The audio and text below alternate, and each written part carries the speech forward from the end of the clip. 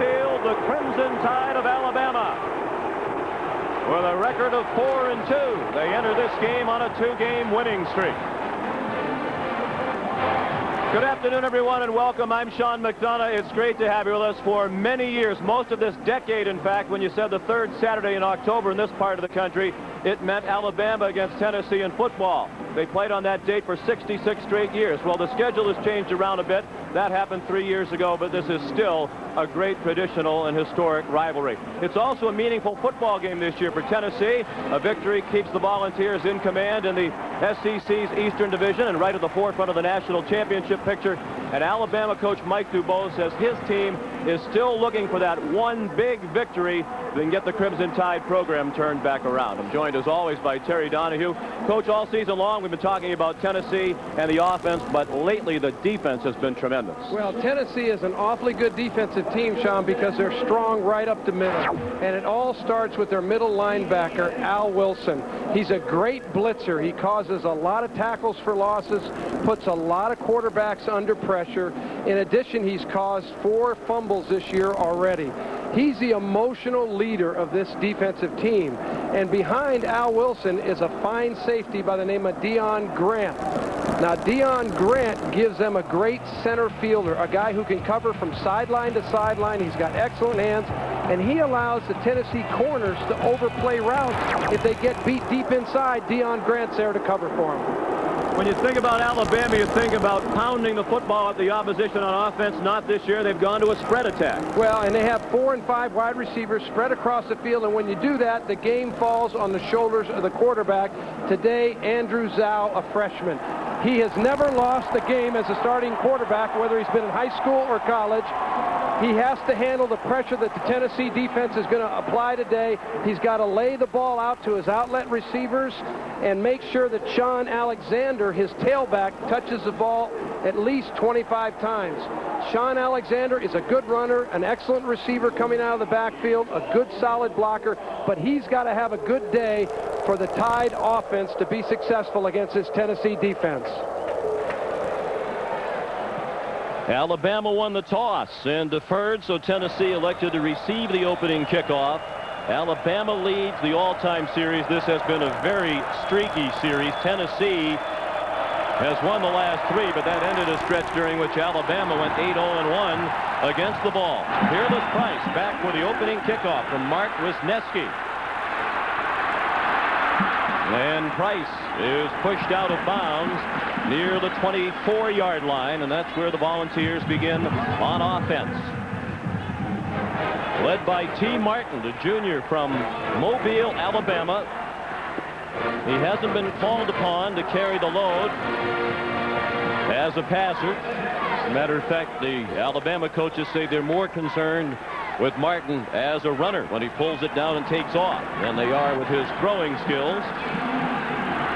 And he has Travis Stevens lined up at the tailback, Sean Bryson, the fullback, in the eye on the first play from scrimmage. And it's Stevens straight ahead, and he ran into Kenny Smith.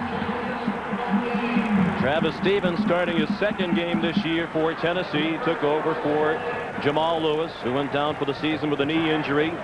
Suffered 2 games ago against Auburn. Stevens and his backup Travis Henry were both terrific in their victory in Athens against Georgia 2 weeks ago. And Sean, one of the themes for the Alabama defense today is to stop Tennessee on first down, which they just did very successfully with an 8-man front. See a lot of 8-man fronts from Alabama today. Martin after the fake has a man wide open. Jermaine Copeland out of bounds with a first down at the 44.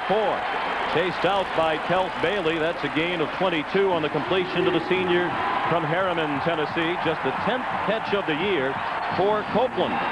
When you're playing against an arch rival like this game is between Tennessee and Alabama, you want to slow a defense down with counter plays.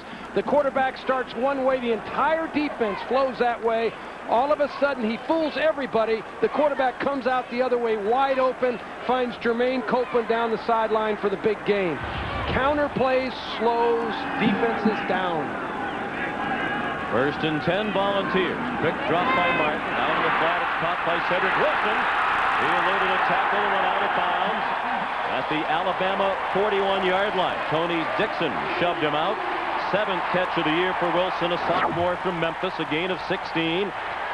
Here are the backs and receivers starting the game for Tennessee. Peerless Price is their leading receiver. Eric Diagu, the tight end, does not have a catch this year. And up front, the offensive line has been terrific, and it's bolstered this week by the return of right tackle Jarvis Rito, who's been out since their game against Houston with a fractured foot. We're not certain he's at 100%, but he does start today.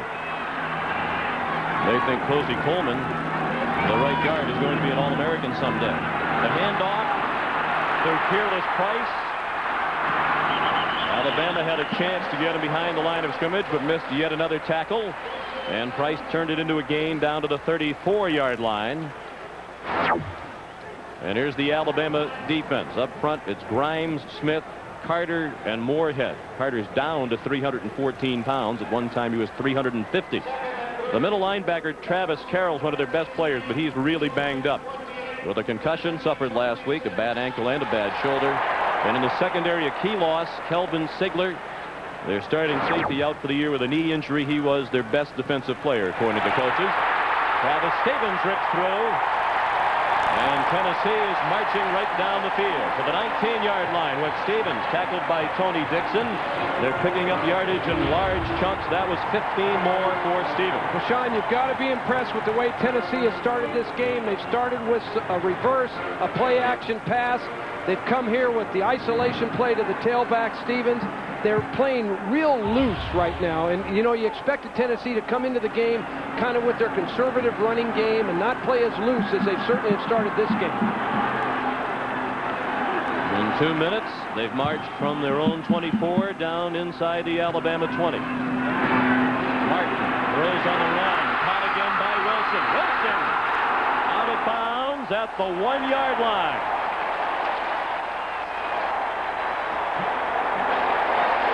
No, it's a depleted Alabama secondary without Kelvin Sigler. And Philip Fulmer and his coaching staff thinks they have some matchups they can exploit today. Well, Cedric Wilson, number 14, goes in motion, and the reason he does that is to get bump coverage off him. He doesn't want tight coverage, so Tennessee brought him across the formation, which loosens the defensive back. And as a result, the defensive back was too soft, and a big gain for Tennessee. And the keeper, touchdown.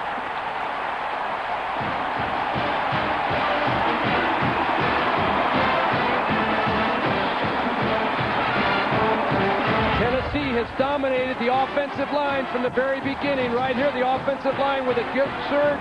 T. Martin easily into the end zone because of the surge of that line.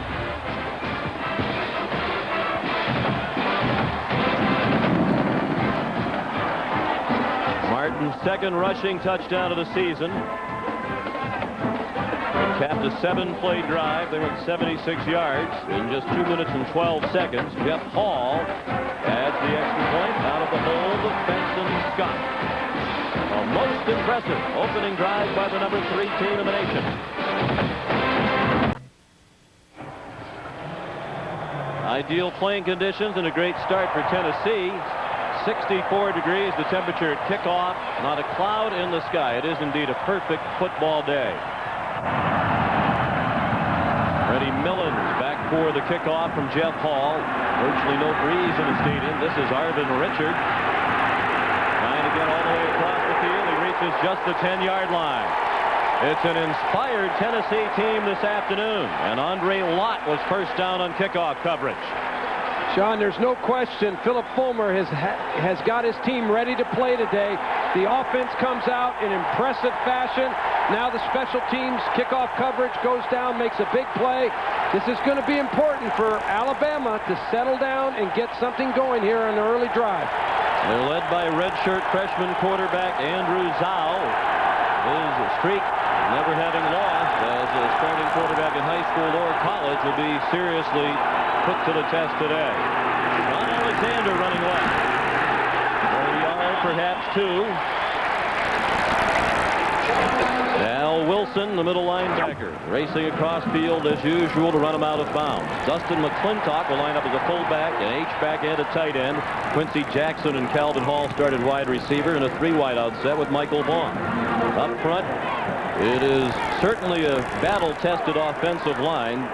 That entire group has played virtually every snap of every game this season for Alabama. They are painfully thin up front. And Chris Samuels, the left tackle, is the best of the group by far.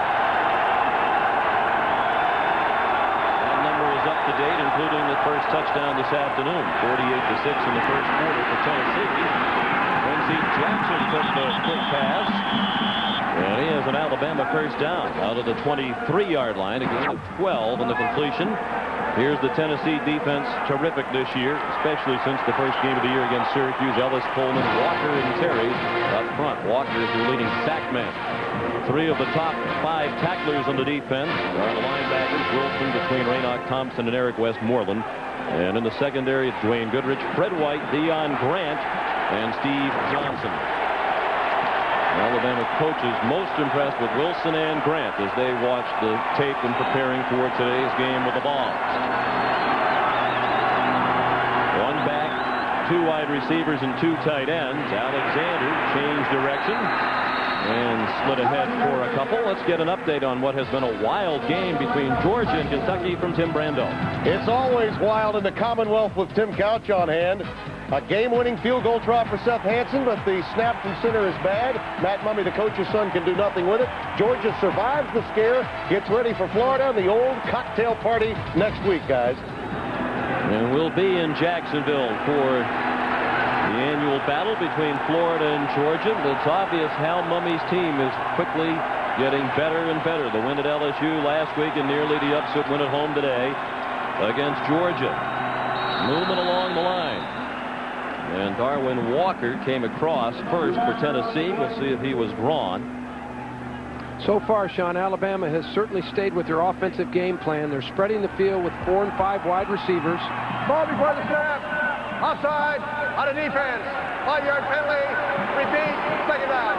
And Andrew Zhao, the quarterback, has done a nice job so far handling the pressure from the Tennessee defense. They're throwing the ball very quickly, getting rid of it fast before that pressure can get to them. The Alabama coaches said they cannot run east and west. They have to run straight up the field. The Tennessee defense is simply too quick. And they do indeed have to throw it quickly against this relentless pass rush.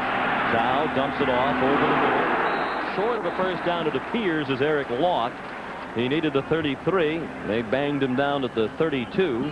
Jeff Coleman and Raynoch Thompson combined on the play for Tennessee. And lately, Tennessee has had its way against teams from the Southeastern Conference's West Division. 11 straight. The last team from the West to beat Tennessee, Alabama, back in 1994. That was a 17-13 Bama victory. SEC split into divisional play in 1992. 3rd down and 1. And it's Alexander ahead for a first down. He took Al Wilson for a ride and picked up the first down out of the 36-yard line. Sean, that was a nice shift by the Alabama offense. They overshifted to the left and outnumbered the Tennessee defense. They really got them outflanked. The defense couldn't move quickly enough. That was excellent job by Neil Callaway, the offensive coordinator for Alabama. And Mike DuBose demonstrated his approval. The 45-year-old head coach of the Tide in his second year with a record of 8-9 in a season and a half. They were 4-7 the first year last year. Alexander out to the 40-yard line. Raynoch Thompson made the tackle. Mike DuBose knew what he was getting into, longtime assistant coach at Alabama.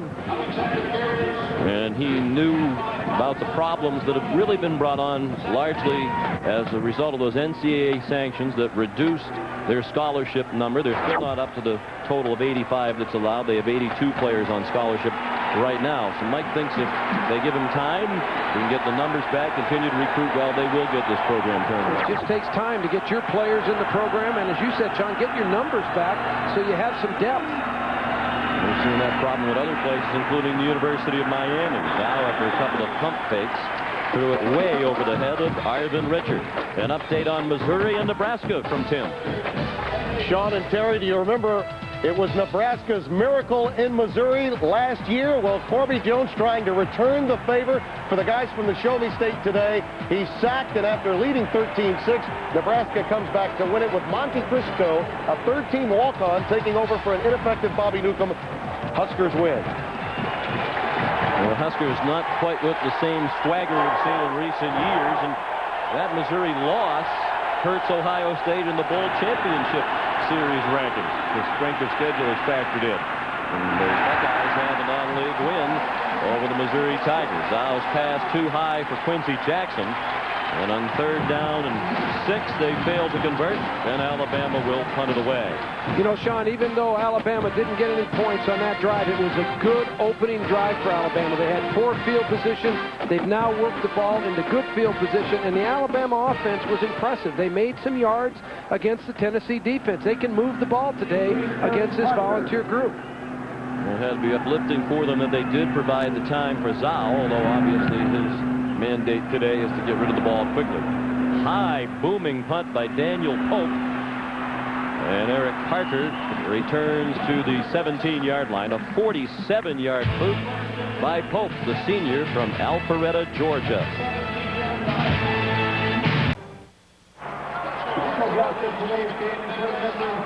Tennessee 7, Alabama nothing. Nearly midway through the first quarter. Tennessee marched impressively on its opening drive to score a touchdown. They're on offense for the 2nd time now. T. Martin throws to Sean Bryson, the fullback. He was tackled by Steve Stanley at the 21-yard line. Let's welcome in the 3rd member of our broadcast team. Here's Mike Mayak. Thanks, Sean. One of the key components for Tennessee's offense is going to be motion from their flanker, also known as the Z. Here's what they're going to do. They'll motion him down here, stop it right here, and look for him to block and seal the corner. Secondly, they'll snap it when he's here and play a little game, man-to-man coverage, bump and run. Then they'll run him all the way across the field against press coverage, and what they're looking to do is give an advantage against the defensive back, and that's what you saw in the first series, Terry Donahue. Very effectively, Travis Henry straight ahead. Mike's 100% right, and David Cutcliffe, the offensive coordinator at Tennessee, told us yesterday that the reason they want to do that is, as Mike pointed out, you have to loosen up those defensive backs that want to bump and run and play tight coverage. And when you motion across the formation like that, that's exactly what it does. It loosens it up. There's David. Can't see him real well. The glasses. 3rd down upcoming here, 3rd and 6. It's interesting, the new looks today from Tennessee, because when we talk about the Alabama defensive coaches, they said one thing about the preparation for Tennessee is they're not particularly complicated with their formations and the looks they give you on offense. They're seeing some new wrinkles perhaps they didn't expect today. Martin dragged down by Travis Carroll. The sophomore from Jacksonville, Florida, sacks Martin back at the 16-yard line. And you have to give Carroll credit. A lesser man wouldn't even be out there. As we mentioned earlier, he's been bothered by a concussion, a shoulder injury, and a bad ankle. Well, he did a good job here, Sean, keeping containment on T. Martin. T. Martin is dangerous. When the protection breaks down, he starts to break the pocket. He is a dangerous player. That time, Travis Carroll hunted him down. 3rd sack of the year for Carroll. Was a parade All-American at the Bowl School in Jacksonville, Florida. Short punt by David Leverton. Arvin Richard has a lane along the near sideline. And he's down at the 34-yard line. Derek Edmonds made the tackle. A 35-yard punt and a 17-yard return. So great field position for Alabama. And Sean, I think you have to credit the Alabama defense. Ellis Johnson, the defensive coordinator. You look at that first drive that Tennessee made. All of a sudden, he gets that defense over on the sideline, makes some adjustments. They go in there and play a lot better during that series. 1st and 10, Alabama.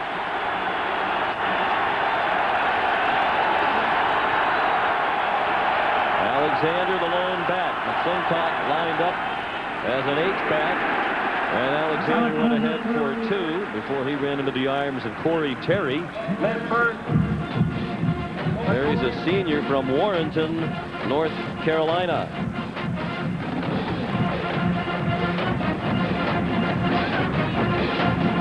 It'll be 2nd down. 9 yards to go for an Alabama 1st down. 6 minutes remaining, first quarter. 7-0 Tennessee. Arvin Richard now at 5'7", 175, lined up as the fullback in front of Alexander. Sean has room running to the right. And he's out of bounds at the 23-yard line. Deion Grant ran him out, but not before Alexander picks up 10 and a first down. Terry Jones, the tight end, number 82, makes a good block, and Dustin McClintock, 30, the fullback, leads the way for Sean Alexander. And right now, from up here, it looks like the Alabama offensive line matches up pretty well against the Tennessee front. When he carries it 20-plus times, he is generally very effective. When he's held to fewer than 20, his number's not as good. He lost the handoff there and had to fall on it. Back at the 24-yard line. That'll be a loss of 1 on the play. Alexander has had some big games, including the school record 291 yards a couple of years ago against LSU. Well, Sean, he's capable of making long runs. Here, he just does not get the exchange from Andrew Zhao properly. I'm not sure whose fault it was, but you work on ball handling all during the week, but constantly throughout everybody's coaching career, you see those fumbles and you just die with them because all you want to do is exchange the ball properly. 2 wide receivers to the left.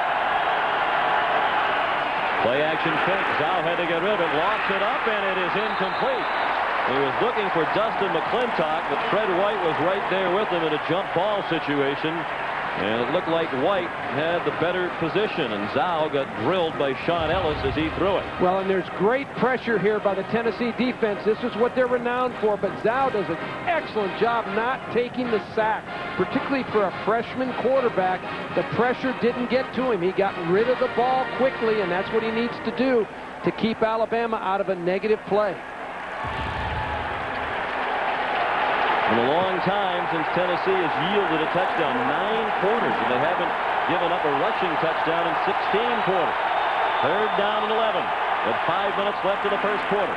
Zhao throwing the fade too far, looking for Michael Vaughn. Derek Edmonds had the coverage, and the field goal unit comes on for the tie.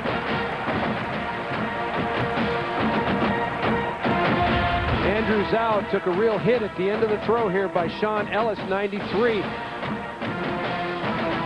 little shove there. Yeah, that should be roughing the quarterback. The referee is standing right there. He cannot miss that call. No, that's way too late. That's roughing the quarterback, and that's a clear violation. They unfortunately missed that for Alabama.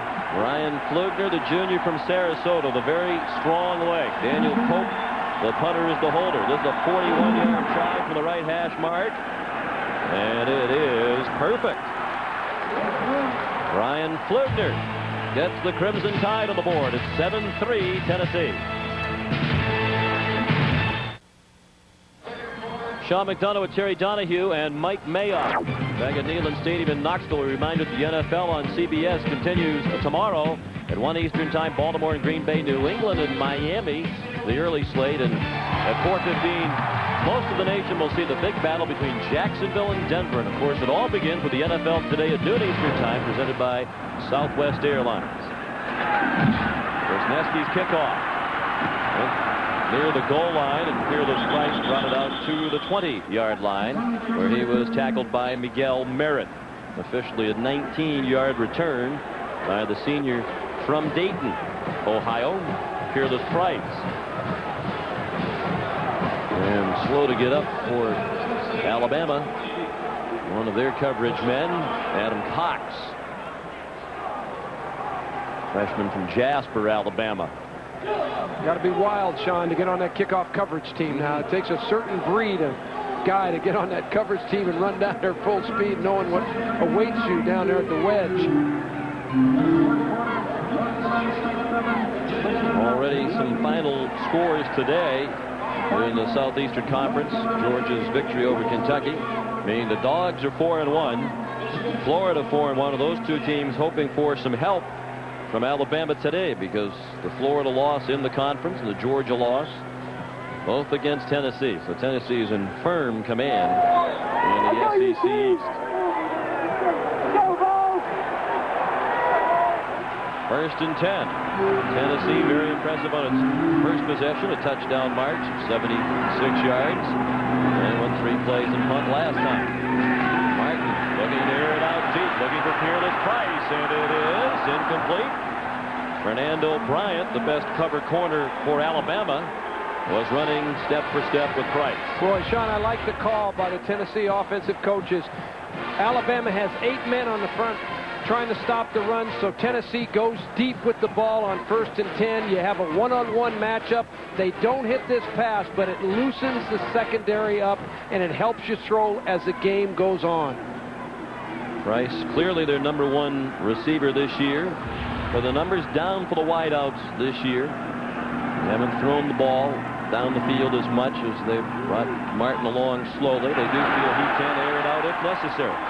Sean Bryce in the fullback is taken down by Tony Dixon at the 28. It's very interesting how the numbers have changed in terms of play selection with the transition from Peyton Manning to T. Martin. Last year with Peyton here, Phil Fulmer relied much more heavily on the pass than he has this year. This year they're rushing the ball 65% of the time. And Sean, there's no question in my mind Philip Fulmer's more comfortable with this style of offense.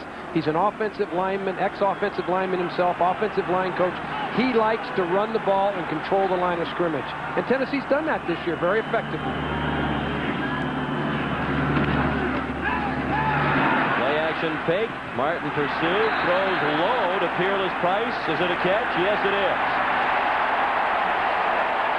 Martin ran away from the blitz coming from the far side of the field, and he found Price for a gain of 9 and a first down for Tennessee. Peerless Price goes in motion and just comes across the formation, and T. Martin delivers the ball. You can't really see from this angle. It appeared to me that it was a good catch, but it's hard to see from here. Certainly the officials right there on it. Fernando Bryant on the coverage, the best defensive back that Alabama has. Travis Henry is the tailback. He's more of the power back of the two Travises. Martin throws for another first down into Alabama territory. Cedric Wilson caught it in front of Fernando Bryant. Third catch for Wilson, who came into this game with 6 for the season. Sean, that's an example of what I said a few minutes ago.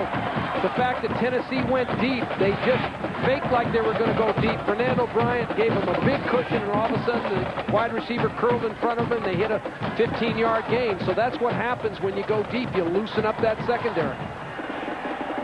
Will Bartholomew has come in at fullback for the Vols. He is Bryson, the breather.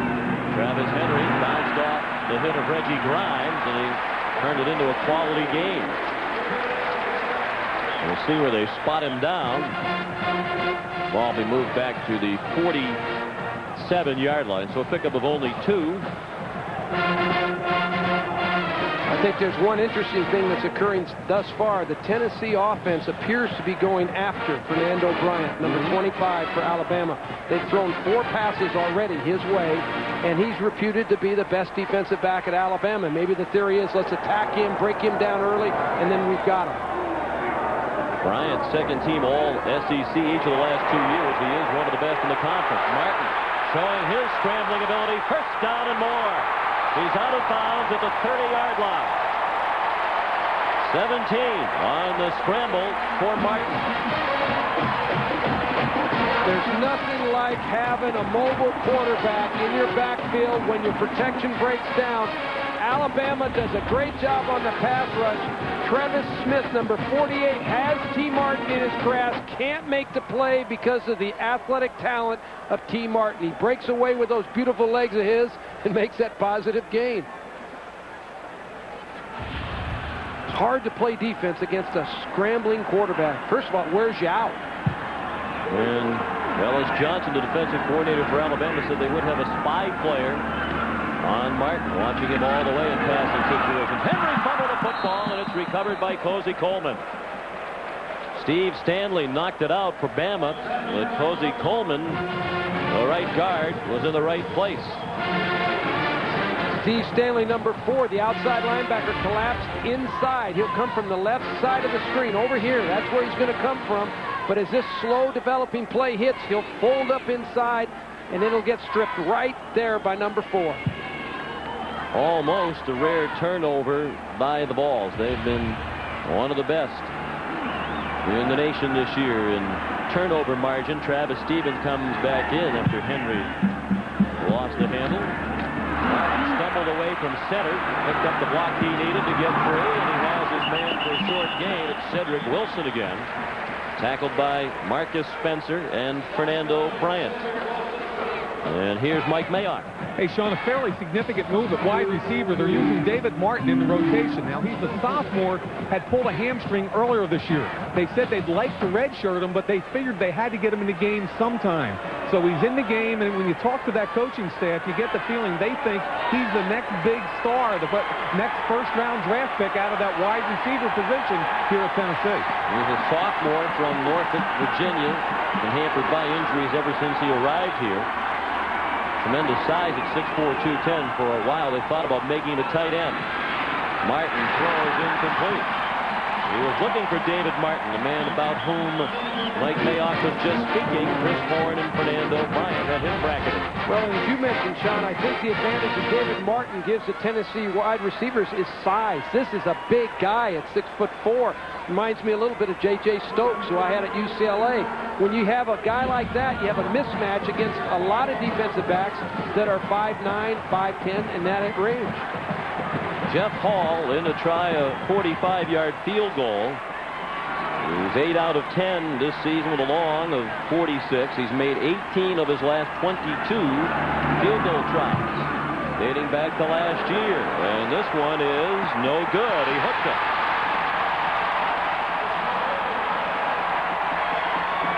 So 25 seconds left in the first quarter. Fulmer's Vols go back on defense with still just a 7-3 lead. You know, you and I, Sean, are used to seeing Jeff Hall kick it right down the center of those goalposts. I mean, that's usually where it is right down the center. But he hooked this one badly to the left. They must have moved the uprights. That's the only possible explanation, because he's been rock solid all year. Mike DeBow certainly likes that. His team is hanging in there. And a decided underdog this afternoon. But the Tide trailing by 4. Zau crunched. First sack for Tennessee, and it comes from Raynoch Thompson. Andrew Zau never saw the blitz coming from the backside. Raynoch Thompson comes from the left side, and the quarterback simply doesn't see him. He's right there watching. The quarterback is going to turn his head away. He doesn't even see him on the backside, can hardly get set. He's lucky he didn't turn the ball over. That's the Tennessee pressure defense right there. And that's the end of the first quarter with the score, Tennessee 7 and Alabama 3. We'll return to Neyland Stadium after these messages and a word from your local station.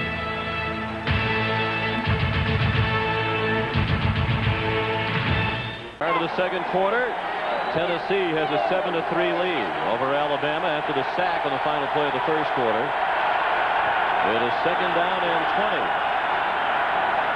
Bama operating from its own 16-yard line. And Sean Alexander goes across the 20, and if he's brought down. Coach, the way this game started, looked like it might be a blowout. Tennessee very impressive going right down the field. You have to give Alabama credit for the way it has recovered. I think the Alabama coaches have done a marvelous job adjusting their defense against the Tennessee offense, and I like the way Alabama's offense is able to move the ball a little bit against this pressure defense from Tennessee. Right now, Alabama is definitely in this football game. Big play here. Alabama doesn't want to make a critical mistake deep in its own territory from its own 21, third down and 17. Zau went below, and in particular, he wasn't able to line up behind him. And Quincy Jackson is pushed out well short of a first down. Steve Johnson pushed out, the senior from Brundage, Alabama. Quincy Jackson, the first cousin of the starting defensive end for the Tide, Cornelius Griffin.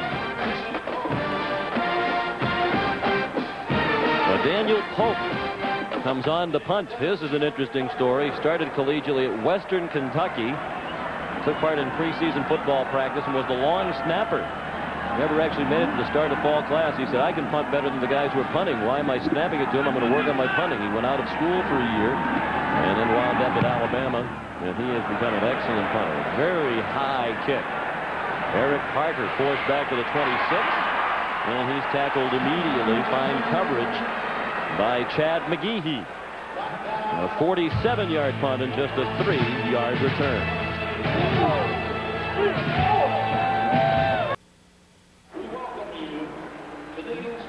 1 minute into the second quarter, the number 3 team in the nation, Tennessee, has a 4-point lead over Alabama. First and 10, Volunteers from their own 30. Play action pick, and they're ready for it. Reggie Grimes with the sack. The junior back in his home state. He's from Nashville, Tennessee, with the sack, his first of the year. Reggie Grimes just used his quickness. He'll come from the top of the screen, and he just gets off on the snap, comes right underneath the crack block that's trying to get him right there. Jermaine Copeland, number 6, was trying to crack him, and he couldn't get inside on him, and Grimes just beat the block. Alabama's 23 sacks, second only to Alabama. And this is a good matchup. Tennessee yields the fewest, second to Florida, I should say. It's tough to be second to yourself.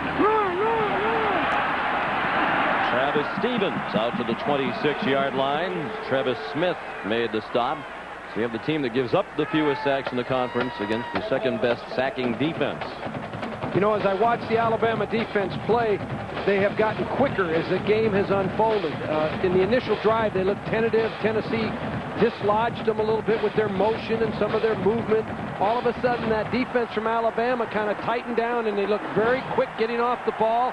And right now, they have good control of the tempo of the game. And the nickel back, Reggie Miles on the field, number 23, a true freshman. Martin lofting it up deep, and it is incomplete. Kelt Bailey had the coverage on Cedric Wilson. And the Alabama defense holds again. The Volunteers will punt.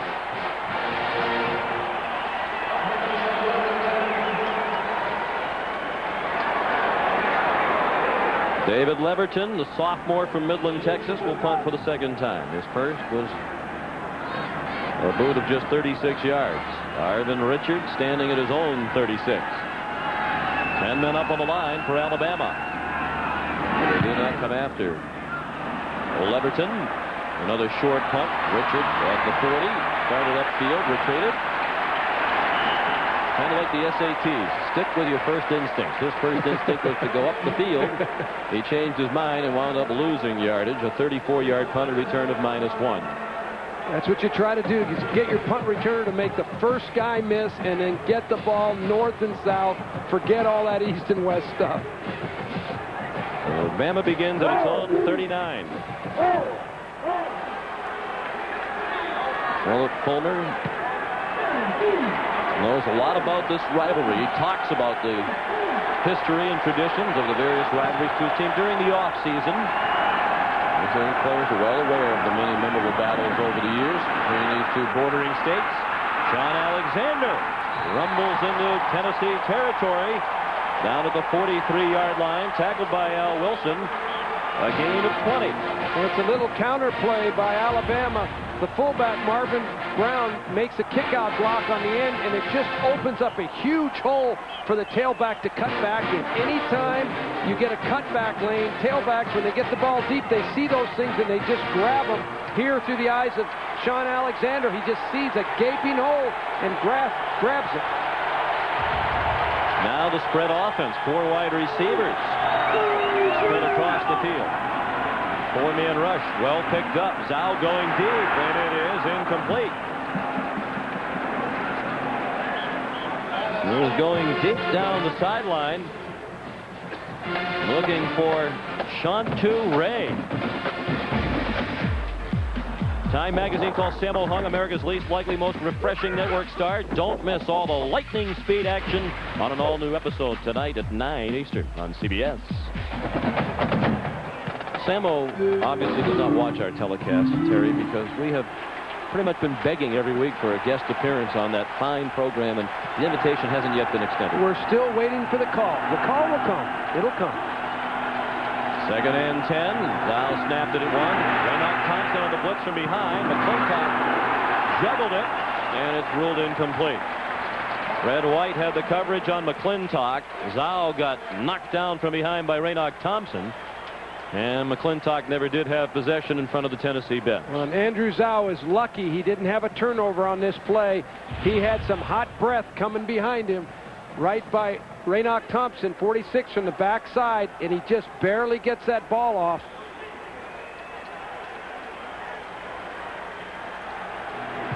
Third down and 10. Alabama at the Tennessee 42.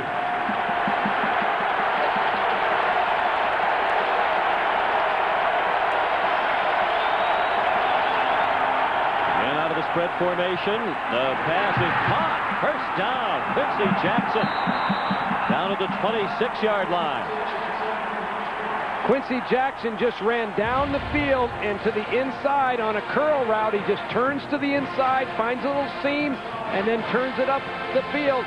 An excellent throw by Andrew Zhao, and give the Alabama offensive line some credit. They really gave him time to get his feet planted and get the ball released. With 11 receptions in the season opener, 1 short of the school record for a single game, 12 accomplished twice by David Bailey, both times against Tennessee in 69 and in 70. Alexander trying to get outside, and he stumbled ahead to the 20-yard line. And you can sense anxiety in the crowd here at Neyland Stadium as Alexander picked up 6. And one element of this rivalry over the years has been some upsets along the way, as in any great rivalry, and Alabama's looking like a team capable of it so far today. No question on both sides of the ball. They've got good tempo. They have good control of the game. They're not dominating the game, but they're not getting control either. 10 carries, 49 yards rushing for Sean Alexander. On second down, he is carried for a loss. Sean Ellis came right through the offensive line and knocked down Alexander for a 3-yard loss on the play. Sean Ellis isn't even going to be blocked. He's going to be right there, and if you watch him, no one's going to block him because the line goes to the inside, the cutback. All of a sudden, Sean Alexander, remember, he made yards on the cutback before. On that particular run, he shouldn't have cut it back. There was no cutback lane to go into.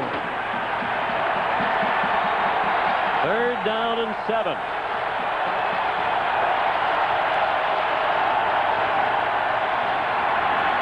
Zhao has time, throws behind Quincy Jackson. Now had a case of nervous feet there. He had Jackson open, but the ball was thrown behind him. Fred White had the coverage on Jackson. Quincy Jackson in the slot. He's the middle receiver right there. That's who Andrew Zhao's trying to find. But you got to give Andrew Zhao some credit. You know, he's a young player, and there's a lot of pressure from that Tennessee defense. So far, I've been impressed with him. As a true freshman, he sits in there in this stadium, 100,000 plus people, and I like it. Ryan Flugner trying to make it a one-point game. A 40-yard try from the left hash mark. And it is no good. He just missed it to the right. Each team has missed the field goal, and it's still 7-3. Well, he's got plenty of leg on this kick. There's no question, but he just pulled it to the right just a little bit. CBS Sports coverage of NASDAQ college football will continue after this word from your local station.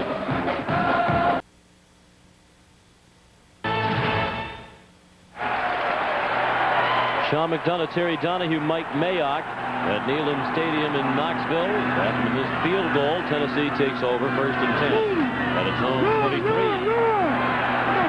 Travis Stevens, gang tackled after he crossed the 25-yard line.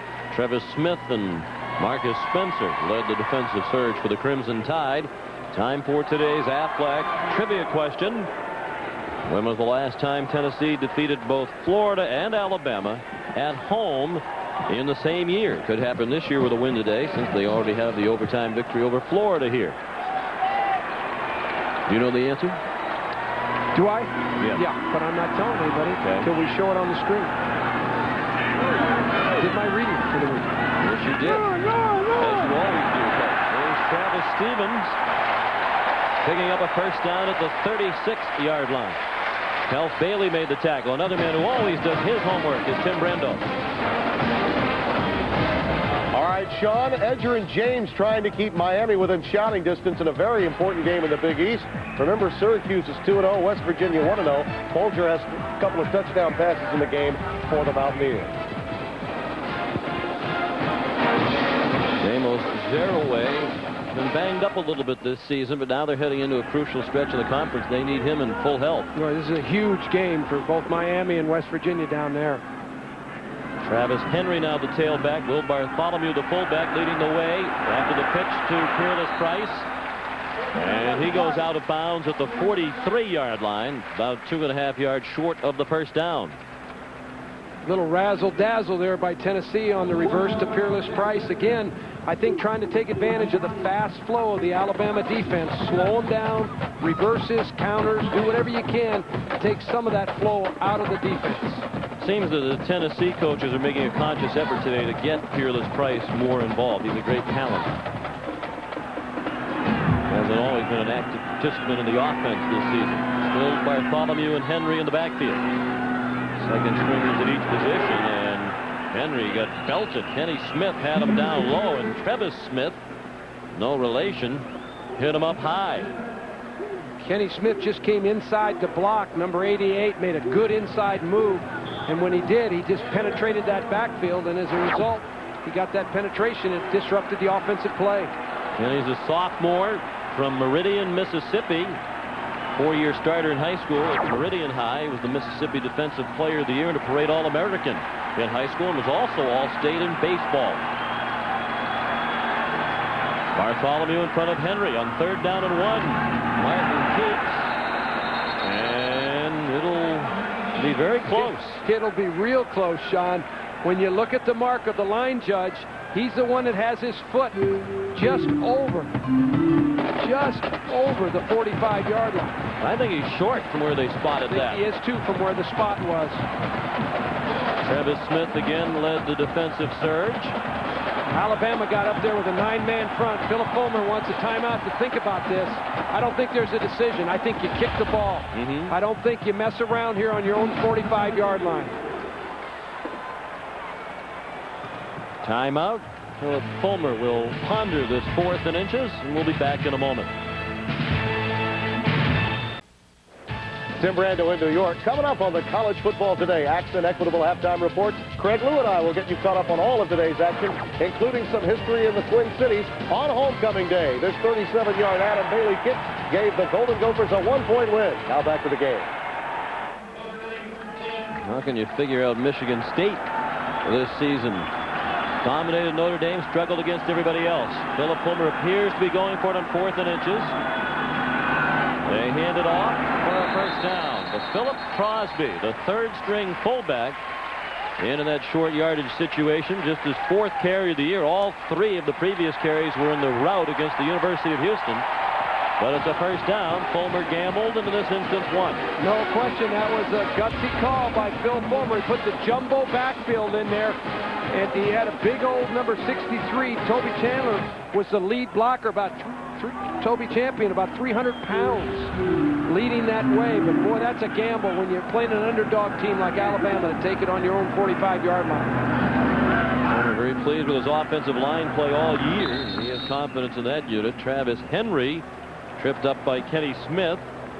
Henry ahead to the 49-yard line.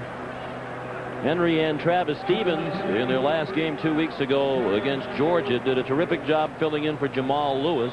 Henry carried 16 times for 53 yards, 46 of those yards in the second half. And Travis Stevens at his first career 100-yard game with 107. So they combined for 160, filling in more than adequately for Lewis out with a knee injury. Martin threw and completed the pass to Cedric Wilson. And he's ridden out of bounds in Alabama territory with a first down at the 37-yard line, a gain of 14. It's just a little play-action fake by T. Martin. He fakes to the tailback like it's going to be a run, and all of a sudden he gets the ball out to Cedric Wilson. Cedric Wilson's at the top of the screen. He's going to run just an out route. He acts like he's going to go deep. He breaks it off, and look at the cushion. Look at the space that he had between himself and number 13, Kelf Bailey for Alabama. 5 catches for 66 yards today. Wilson at 6 for the year coming in. That was the first pass thrown in this quarter by the Vols after 10 running plays. They had 10 runs and 9 passes in the first quarter. Much better balance in the first. Martin all day to throw. Now running out of time. Swings it out to Travis Henry, and he gets pulled out of bounds by Canary Knight. Fans thought there was a little late activity along the Alabama sideline, but no flags have been thrown, and this has been a very flag-free game. Just one offside penalty. Now, this is awfully close to a personal foul. You have to decide when the whistle blew, you know, and you can't hear the whistle on the replay. But right there, he's trying to pull off. It didn't look like he was punishing him, but that's a close call. I think I hear a whistle now, and plenty of whistles blowing as far as I'm concerned. That's very, very close. Well, Tennessee got away with a late hit on Zhao, so perhaps they're even now.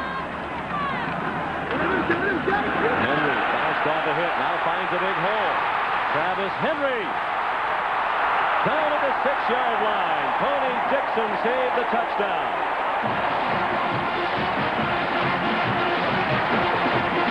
David Cutcliffe, the offensive coordinator at Tennessee, he told us yesterday, Sean, he said, Travis Henry is a heavy runner. He will punish you when he runs, and that's exactly what he did right there on Kenny Smith, number 88, who had a clear shot at him. And Travis Henry has huge legs from the waist down. This is a big, big man. He's not real tall, only 5'11", but he is so strong in the lower body. 25-yard gain, longest run of Henry's career. He's a sophomore from Frost Creek, Florida. Travis Henry to the 5-yard line. John, I think we have to go back to that 4th down call that Philip Fulmer made. You talk about a gutsy call, and you're playing an underdog, but you're at home, and you got the crowd on your side, but you're on your own 45-yard line in a 7-3 game, and you go for it on 4th and a foot.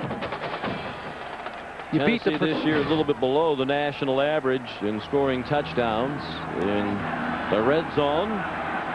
12th play of the drive upcoming. 2nd and goal from the 5. Travis Henry is the tailback behind Sean Bryson. Here it is Price, the motion man. Martin. Flag down. Martin has a touchdown if it stands. But there's a flag thrown at the 5-yard line. Thrown where it appeared Sean Bryson was tangled up with Tony Dixon. I think Sean Bryson blocked in the back. Nope. It's a holding call against the defense. Highly unusual on a running play. And the touchdown stands for T. Martin, a 5-yard score. He has scored both Tennessee touchdowns today. Well, it's a little bootleg pass by T. Martin, and again, trying to take advantage of his athleticism and his great legs. He's on a quarterback keep when no one's open. Philip Fulmer knows he's got a running quarterback who can get that ball in the end zone.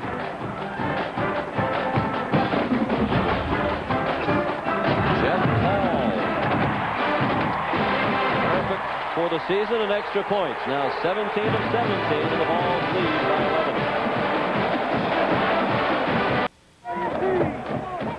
11. Another impressive drive by Tennessee. 77 yards, 12 plays, including a conversion on 4th and inches. And the defense trying to regroup on the Alabama sideline. It's 14-3 Tennessee as Jeff Hall kicks off. Arvin Richard from the 3.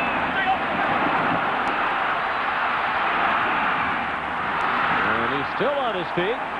Never did. Yes, he did step out of bounds back at the 39-yard line.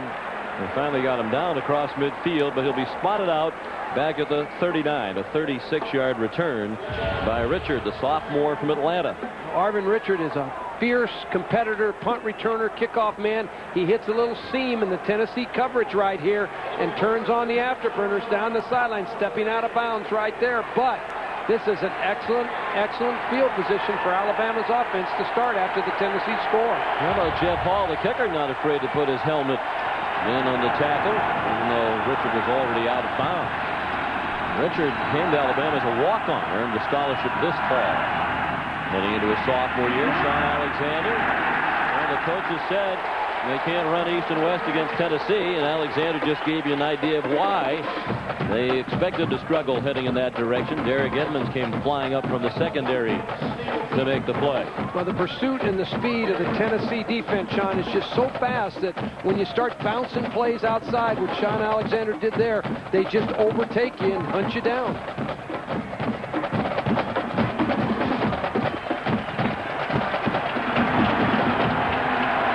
Second down, nearly 10. A long 9 for a Bama first down. Interesting formation. 2 players close on the right of Zhao, and he's in trouble. Sack again. Second sack for the Vols. This time give D'Angelo Lloyd credit for the sack. Alabama tried to get good protection out of their 2 backs to try and protect the quarterback right there and right there. They're in kind of a weird position, unusual formation, as you pointed out, Sean, but they just got overpowered. The Tennessee defense just came in there, and once again, it's like a feeding frenzy. They just start hunting up that quarterback. A very deep defensive line for Tennessee. Lloyd's a backup, several backups on the field right now. Up front for the Vols, including the true freshman number 90, Will Overstreet, lined up at the right defensive end. Same formation. Zhao, more time this time, has a receiver and a first down. Shamari Buchanan into Tennessee territory at the 48-yard line. When you're working against man-to-man pass defense like Alabama is when they play Tennessee, inside breaking routes are really effective. Here, Shamari Buchanan runs inside, breaks it off, and just beats Dwayne Goodrich on the inside route. Andrew Zhao with a good release, and the ball is on target. Third catch of the year for Buchanan. The junior from Atlanta missed the first 4 games of the season with a broken collarbone suffered in preseason practice. Alexander bounced off a couple of hits, and he was taken down by Dominic Stevenson and Deion Grant. Stevenson, the sophomore substitute linebacker. Get complete college football coverage at CBS Sportsline. Log on Tuesday morning at 9 a.m. Eastern Time to chat with College Football Today analyst and former Notre Dame head coach Lou Holtz. That's Tuesday morning at 9 a.m. Eastern Time at cbs.sportsline.com. I might have to log on for that.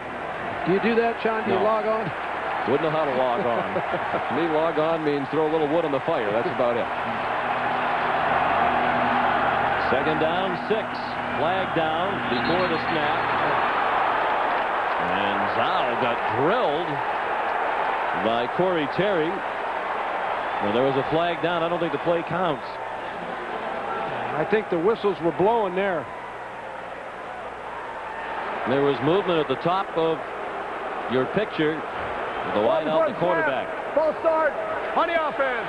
5-yard penalty. Still second down. There's no question that there's movement. Yeah, there it is. But the real issue is the hit comes and when were the whistles blowing and who heard it. But you watch Zhao, he just totally relaxes. And then Al Wilson and Raynoch Thompson came in and kind of butted him with his head. Yeah, the officials might want to throw a flag on one of these sooner or later. Both sides got away with what might be considered late hits. It is louded here with more than 100,000 in attendance. Here comes the blitz. Out of the shotgun, Zhao looked like a design quarterback draw, but he didn't get anywhere. Raynoch Thompson made the tackle. Sean, it was a quarterback draw. What Alabama attempted to do was spread the field, no backs, get everybody out of there. But the Tennessee defense was ready for this play, and they stuffed up the middle. There were just no running lanes for Andrew Zhao to work into. Timeout called by Alabama.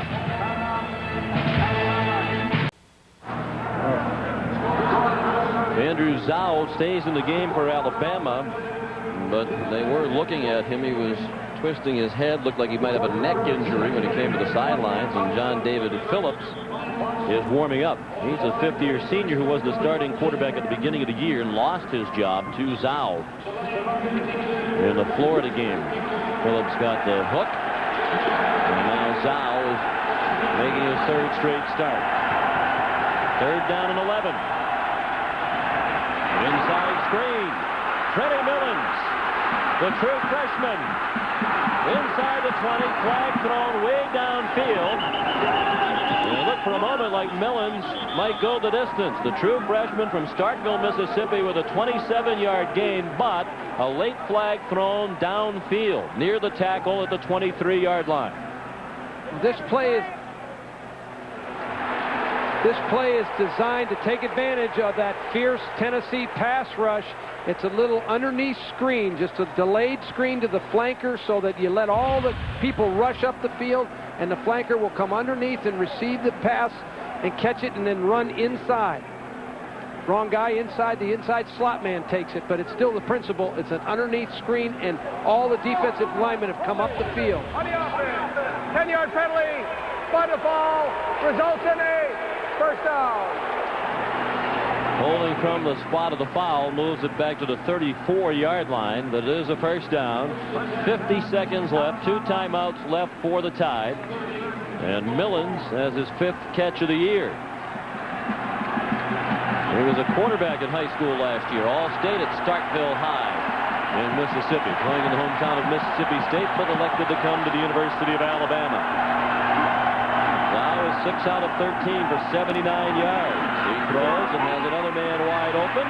Tim Bowens down at the 29, inbounds, so the clock will run, and Alabama calls a timeout to stop it. That holding call was a big play. Let's see if we can find it as Millens completed his run. Well, it happened downfield late. Wide receiver trying to make a good block. And that was probably it right there. Steve Johnson was down on the ground before Millens arrived.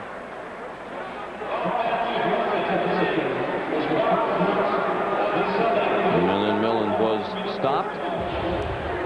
So now there are 29 seconds left till the AXA Inequitable halftime report that Tim Craig and Lou. Scores and highlights on another big day of college football. Of course, Coach, the big story in this conference, the resignation last night of Terry Bowden at Auburn. A shock, really. It sent shockwaves across the landscape of college football. You know, you just don't expect that to happen right before a ball game, the night before a game. You don't expect it in the middle of the season, and just a lot of extenuating circumstances, particularly out of a coach that went to the SEC championship game last year. That's what's so surprising. Good drive for Alabama. Might have been better, and we're going to see again if we can find that hold. And there it is. And there was Tim Bowens, the next receiver downfield, who clearly tackled Steve Johnson. On the 29, Dow faked the inside handoff. Dow's running out of time. Throws over the middle. Incomplete. Deflected by Deion Grant. He had the coverage on Michael Vaughn. Again, the Alabama line gave Zhao time, but he couldn't find anybody open. It was awfully good coverage by the secondary of Tennessee. They were locked on man-to-man, and there just wasn't a lot of guys open. It's an excellent fake initially. You don't see it here, but he held the defensive line with the fake of the draw. Zhao once again got hit hard after the throw. And he keeps bouncing back up, and that's a shot in the head. That's Al Wilson, number 27, and you have a referee right there that has one primary job in football, which is to protect the quarterback. Well, he's done a terrible job today with that primary responsibility. The pass thrown to Shamari Buchanan, and he's out of bounds with a first down at the 21-yard line. Boy, that was a nice play by Buchanan. Heads up, getting the ball out of bounds. Rather than trying to make a huge play with this, he takes this pass, but he fights to get it out of bounds. Right now, the clock is the enemy. Takes a little quick hitch, turns it up, then get the ball back outside. Excellent play. As the Tennessee defense has its string of quarters in which it has not allowed a touchdown. Up to 10 now, and 17 without allowing a rushing touchdown. Time now a factor. One timeout left. 16 seconds left in the half. First and 10 at the Tennessee 21. 10th play of this possession for Alabama. Dow appeared to change the play. They were confused. McClintock went in motion and looked like the snap might have hit him. And the play goes back to the 31, and they have to use their last timeout with 11 seconds left. They just didn't get the play executed properly, Sean. You're exactly right. The motion man, McClintock, he goes across the formation, and when he does, the center snapped the ball prematurely and hit him. Alabama's lucky to get it back. Play clock was running out. DuBose knows it could have been worse. Tennessee could have recovered the errant snap. But now they're out of timeouts. And it would be a very long field goal from here, about 48 yards, although Ryan Flugner does have a very strong leg with a 55-yarder that he made against Arkansas this year. And Coach DuBose told us earlier in the week Flugner can make them from 60 up to perhaps 63 yards. Yeah, he said he's got plenty of leg to hit him anywhere on the field. You know, on the last play, what happened, Andrew Zhao usually tells the center he's ready for the snap with his leg. But he had pointed. He pointed with his hand, and when he pointed, the center, I'm sure, interpreted that as, I'm ready for the ball. And at that time, McClintock was in motion across the formation and hit him. I think had the ball not been snapped when it was, they would have taken a delay of game penalty. It needed to be snapped just about when it was to avoid the penalty. But it was almost worse. You see Zhao raised his leg, wanting to snap, and once you do that, the center's live, and he's going to snap it. Well, he cannot take a sack now, or the half will end.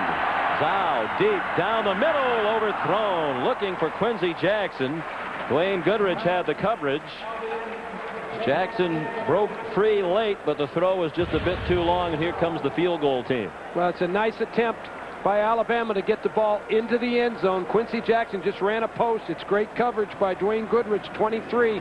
He's all over it.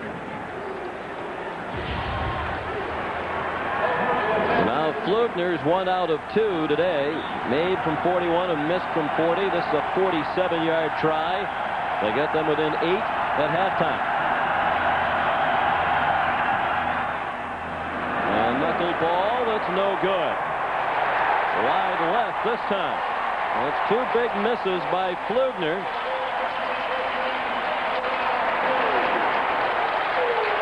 And that's the end of the half. Here's Mike Mayak with Philip Fulmer.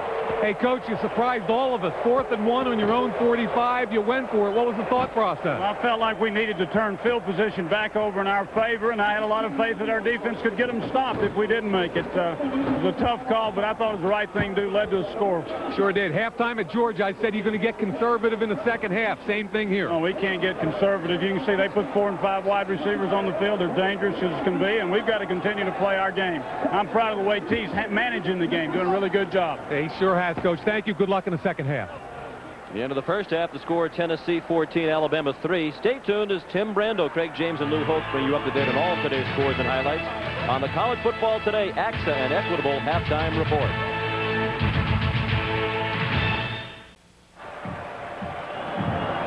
Alabama will receive the second half kickoff. Jeff Hall, the senior from Winchester, Tennessee, drives it downfield. And it's Arvin Richard from the 4. And through the traffic and out to the 25-yard line. Sean McDonough with Terry Donahue, Coach. Alabama, a big underdog here today, had some chances in the first half to be even a little bit closer than this 14-3 score. Well, there's no question the field goals have really hurt Alabama, the missed field goals.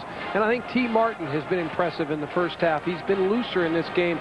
The Tennessee coaches have tried to do more with him, and as a result, he's made some plays, as he always does, with his legs, but he's also hit some passes. We've seen this a lot from Tennessee this season. They allow the opponent to stay close, but in the end, they've made all the plays, or most of them anyway, necessary to win.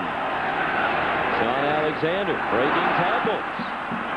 And that's 10 on the first play from scrimmage of the second half. He's out at the 35. It seems that he has a first down. The AXA and Equitable first half statistics, 200 total yards for Tennessee, but they had 76 on the opening drive in the first 2 minutes and 12 seconds, and it looked like they might be heading for a huge offensive day. The Alabama defense stabilized. Well, and the other thing that happened a little bit, Sean, is that not only did the Alabama defense stabilize, but then the Alabama offense started clicking off some plays that were successful and kept the ball away from Tennessee. Andrew Zhao, the quarterback, hands it off to Alexander. And he did well to gain 3 or 4. It looked like he might go down behind the line. Darwin Walker finally got him to the ground at the 38-yard line. Eric Westmoreland also in on the stop. Alexander rushed for 51 yards in the first half. And is up to 64 yards now. Second down, 7 yards to go.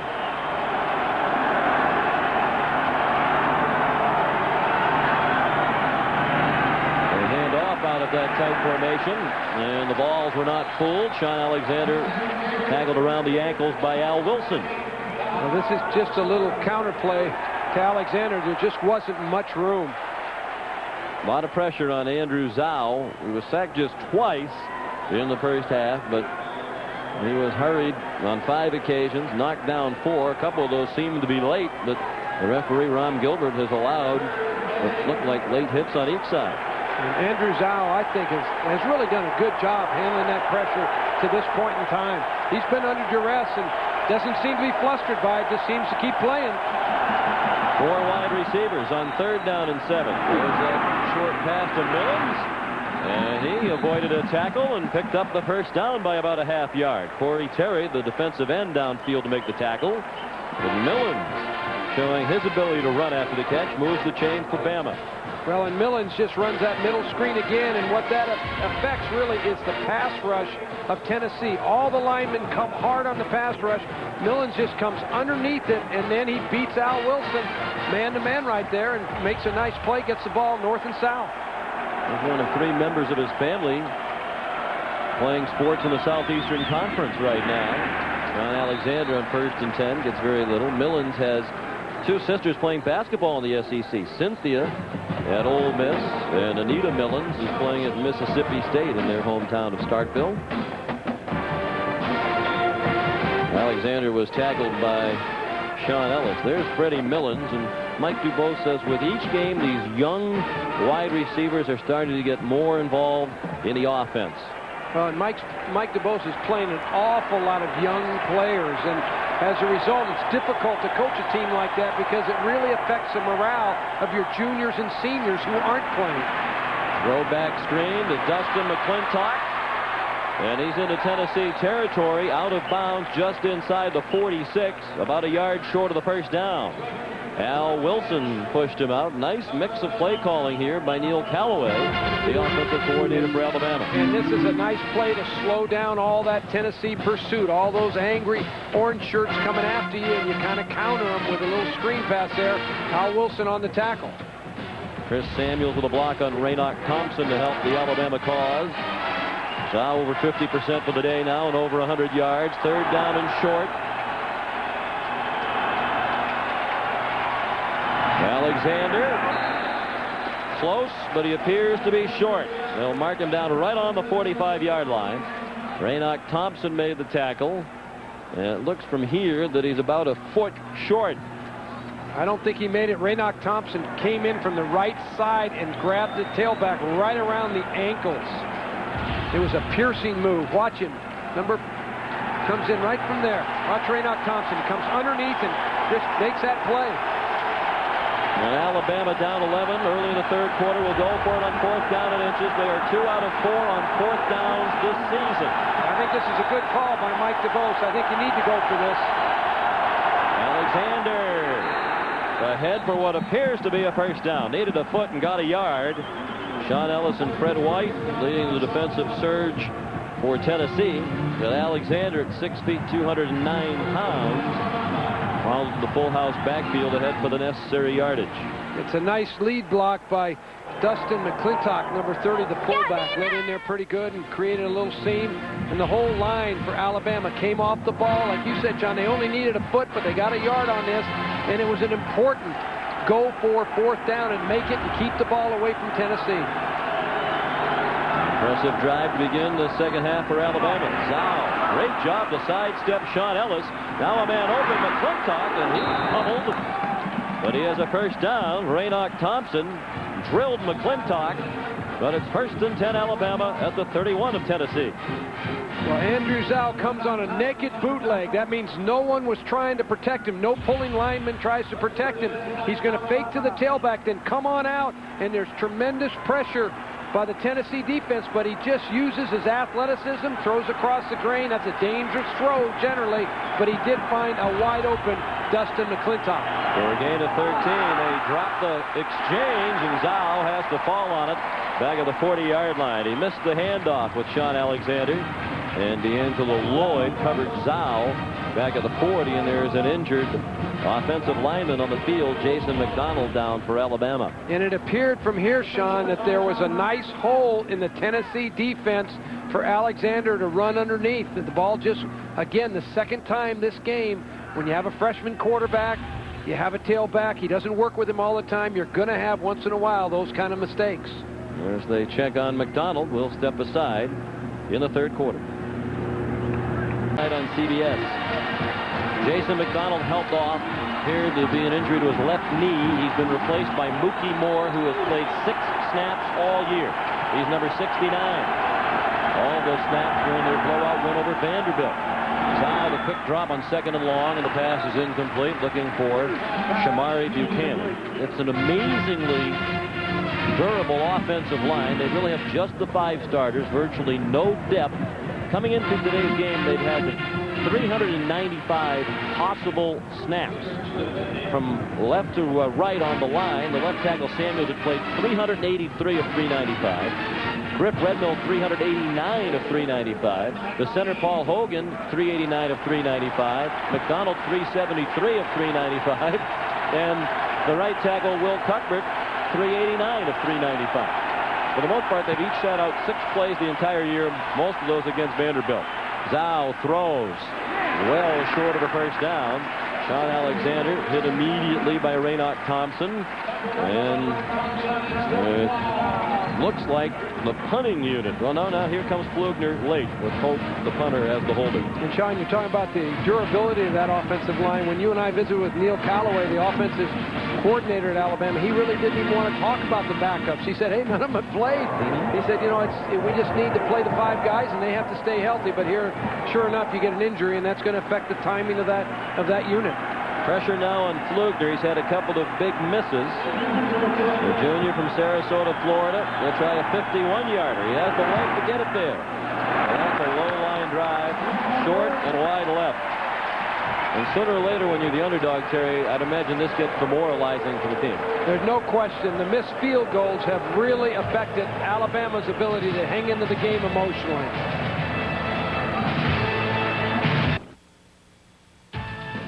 NASDAQ College Football on CBS is sponsored by Suzuki, Aflac, America Online, and by Fram Filters.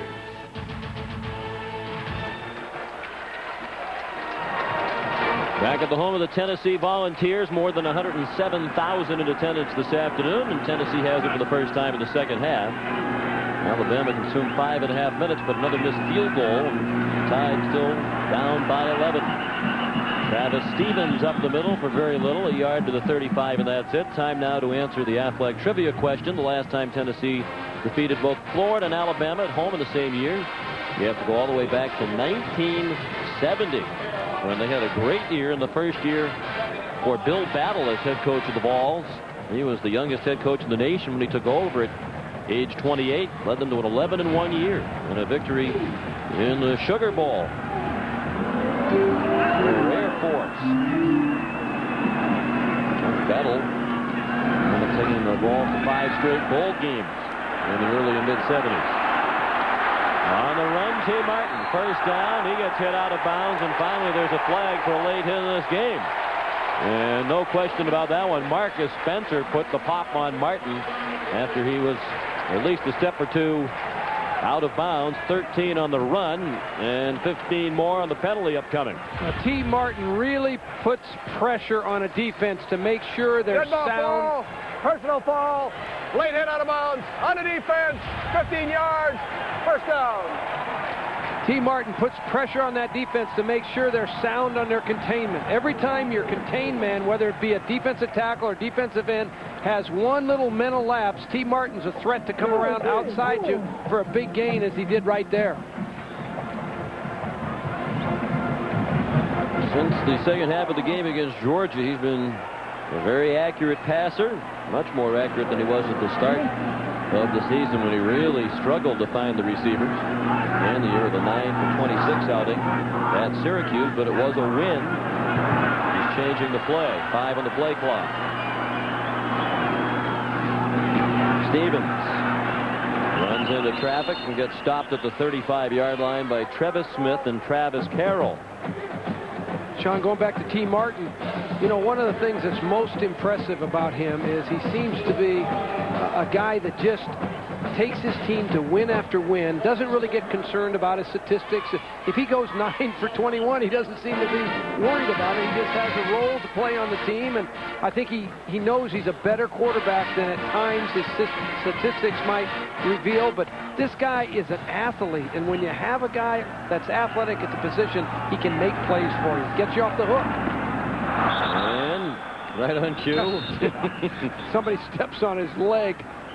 And he goes stumbling backwards for a loss back to the 38-yard line. Well, that'll bring up third down and 11. Nearly midway through the third quarter. Mike Dubose, a terrific player at Alabama. And we were talking with David Cutcliffe, the offensive coordinator at Tennessee, who himself went to Alabama. We asked him about Alabama-Tennessee games of the past. He said, well, one thing that I remember, Mike Dubose was a great football player. He said he played big against Tennessee every time. He was the number 54 for his idol Leroy Jordan. Was thrilled when Coach Bryant let him have that number. His team looking for a big win, but they're down by 11 this afternoon. Midway through the third quarter, Tennessee with 11-point lead and facing third down and 12 at the 38-yard line of Alabama out of the Tennessee timeout. Martin down at the 28-yard line, very close to a first down. Kendall Moorhead and Marcus Spencer combined to run him down. Phil Fulmer has come all the way down to the markers. I don't think he likes the spot. And now he has another decision to make on what is likely to be fourth and short. Sean, Alabama has a spy man to take care of the quarterback. He's right there. Watch him. He's supposed to take care of the scramble.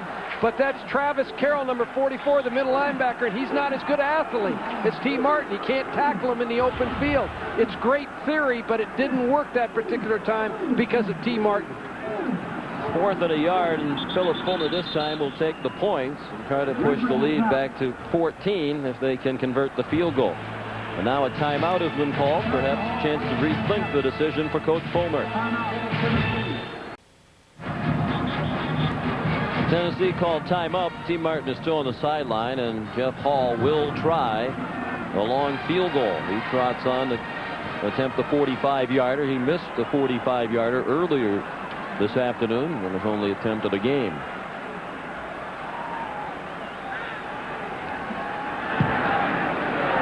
And can it be true? He missed another.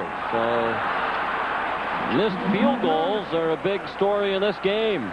Alabama has missed 3, and now Jeff Hall, normally as reliable as they come, has missed twice. You know, and I was a little bit surprised there, Sean. Philip Fulmer went for it on 4th and 1 or less than 1 on his own 45-yard line. That time it was 4th and less than 1, and I was surprised he didn't go for it again with that great defense, but that shows the kind of confidence he has in Jeff Hall.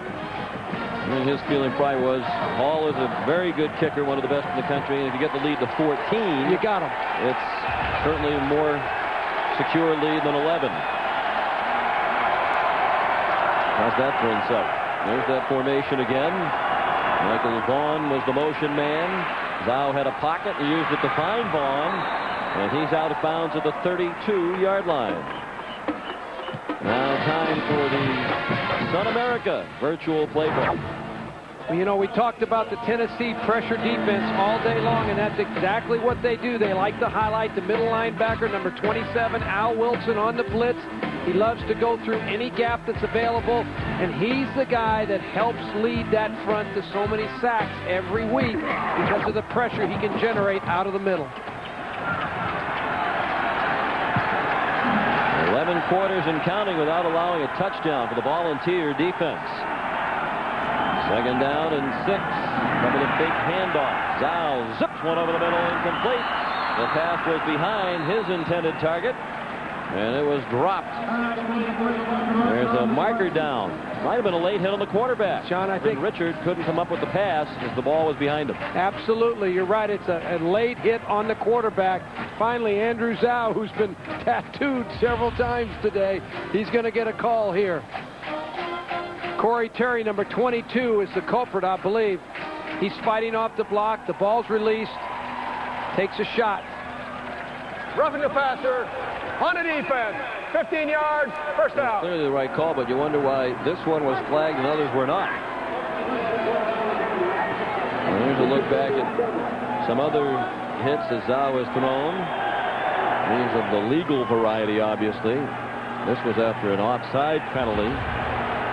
Terry's been battered and bruised, even though officially he's only been sacked a couple of times.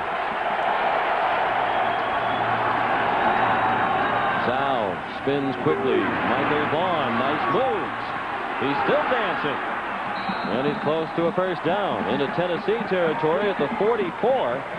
So it's Michael Vaughn, the junior from Clarksdale, Mississippi, who's come back after missing all of last season after back surgery.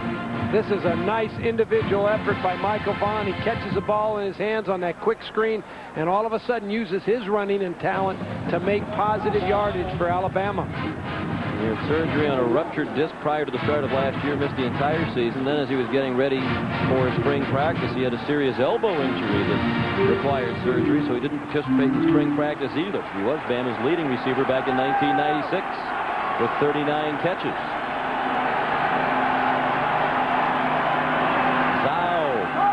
Going deep, going to a spot, and the spot was not occupied by a member of the Crimson Tide. Eric Locke was nearest to it, and Mike Mayak might have been even closer. Here's Mike.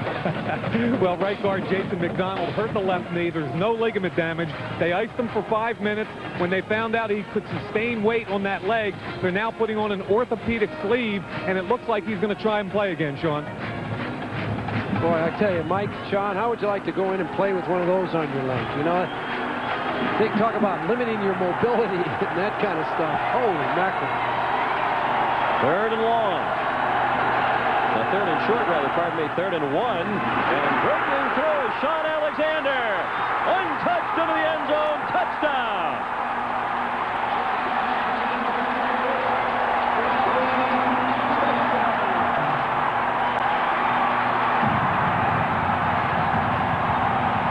It is very much a ball game, and Alabama will go for 2 to try to get within 3 points. Sean Alexander hits the cutback lane. Again, watch the fast flow. There's a cutback lane, and he hits that crease. There's no safety.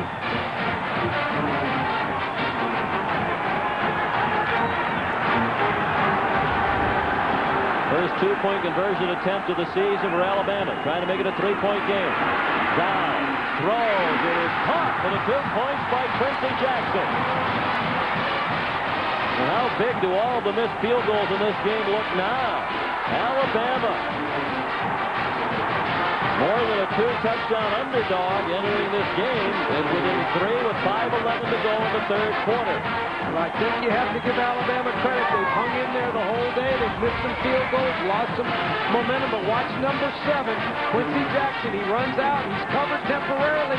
Now does a good job of stretching the play all the way to the breaking point, holding the ball to the last minute. Then he releases it.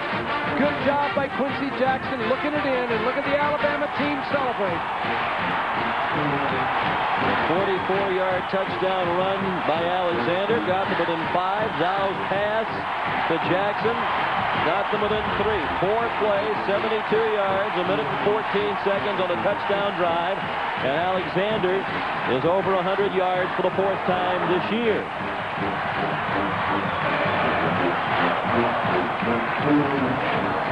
And like you, Coach, I've been very impressed by the redshirt freshman from Lake Butler, Florida, Andrew Zhao. Oh, boy, he's done a real job today. He's taken those hits, hasn't complained. You haven't seen this guy go to the official one time with those hits. He's just got up, buttoned his chin strap, played again, another down. He's going to be a real quarterback for Alabama in the future as he matures. Marcus Nesky kicks it to the goal line. Peerless Price breaks free. Flag down. Price is going to go the distance. There is a flag back at the 20-yard line.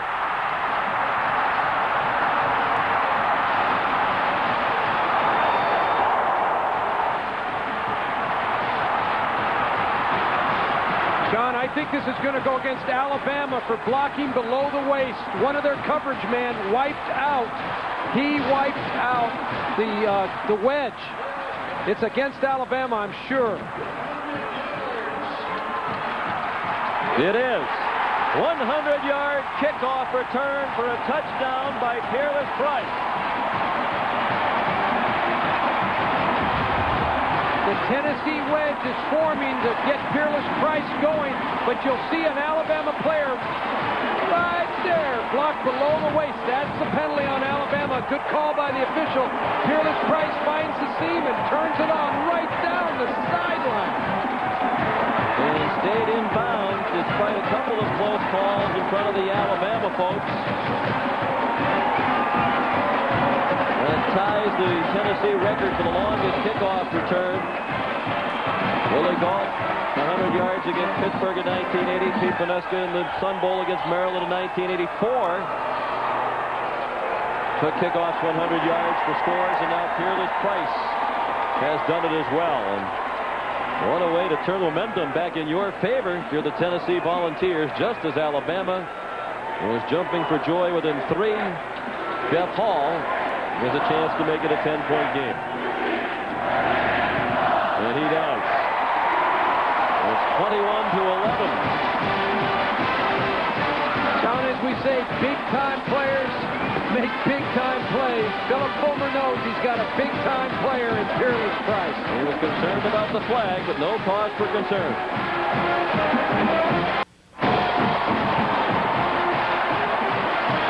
Great scene during the commercial break.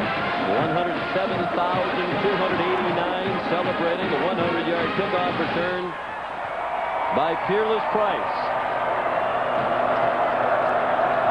Now Jeff Hall kicks off.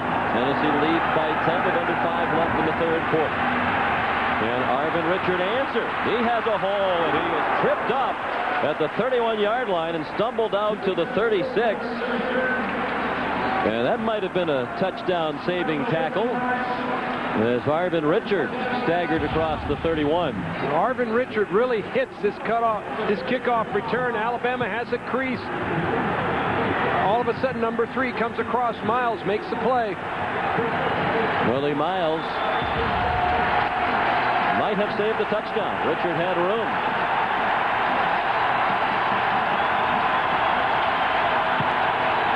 Crowd was silent after the 2-point play by Alabama. Now they're roaring. 1st and 10. Dow. He takes off. Has a first down. And took a shot to the rib cage at the 47-yard line from Fred White. Tomorrow on the NFL Today, presented by Southwest Airlines. Join Jim Nance, Marcus Allen, Brent Jones, and George Seibert for all the latest NFL news and information.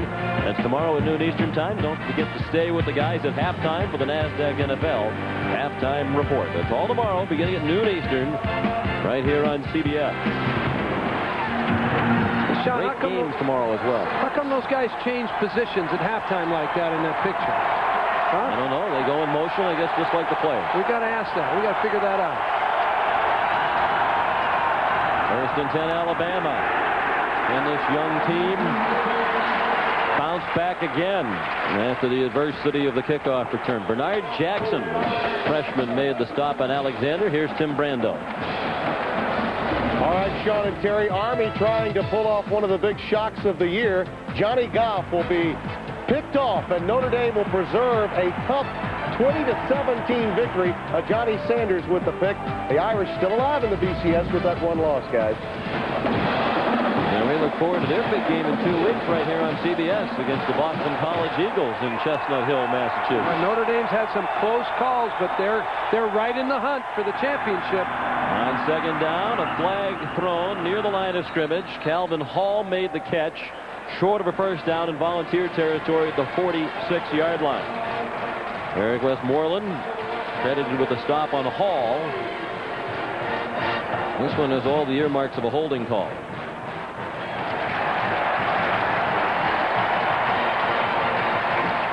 Mike DuBose didn't like that one. I'd say he didn't there, Sean. Well, they say you can call holding on any play, right? Just about every play during the day. There hasn't been one all day, and this certainly is not an opportune time for the Alabama coach to have one. Well, usually when they call it, I'll tell you, my experience has been usually it's a takedown. And they're letting these two teams play, but you know, I don't know exactly what happened there, but Mike DuBose is fired up. He's got his game face on. Jason McDonald has returned to action after having that brace put on his knee. He's in at right guard for Alabama. That's a big loss from the spot of the foul. In essence, a 15-yard penalty from the line of scrimmage. Second down, 25.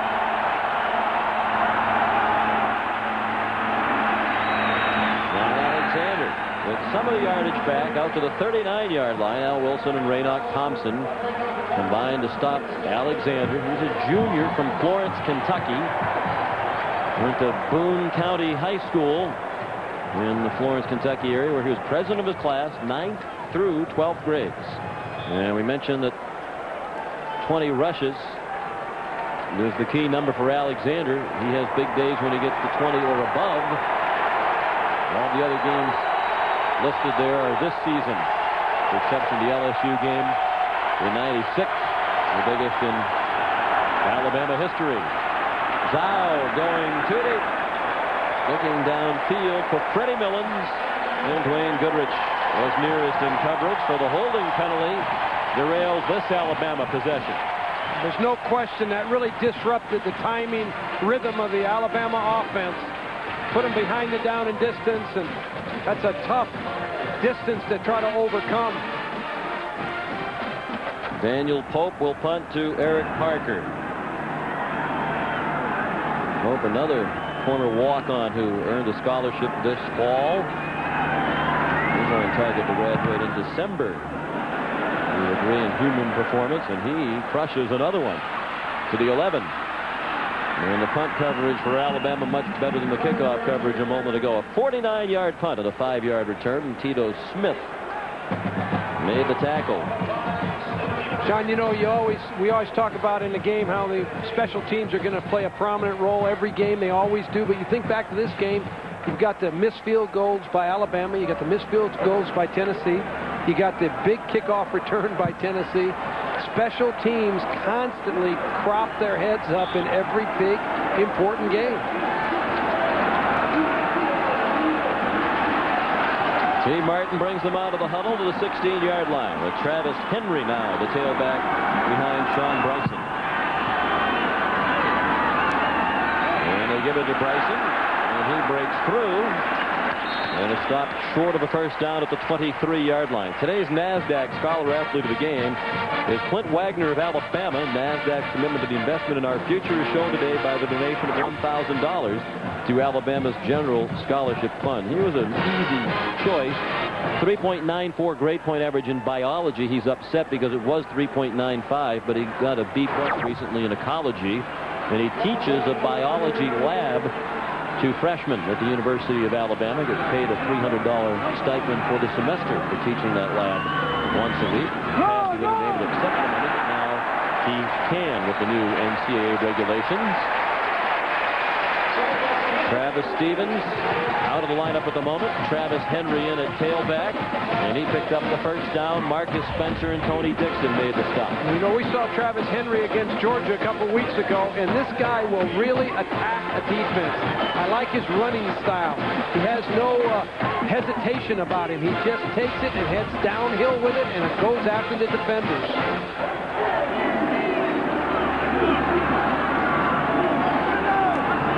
Less than 2 minutes left in the third quarter. Once again, Tennessee leaning heavily on the run today. Play clock has run out. That'll be a 5-yard walk-off. Ball before the snap, exceeding the 25-second count on the offense. 5-yard penalty, still first down. Tennessee is down to 1 timeout remaining, so if T. Martin was looking at the play clock as Phil Fulmer wanted him to, perhaps he made the decision he just didn't want to burn the last timeout. If he made that decision, it was a good one. I think you saved that timeout. You've got a whole fourth quarter to play. From the 25. Travis Henry has another first down.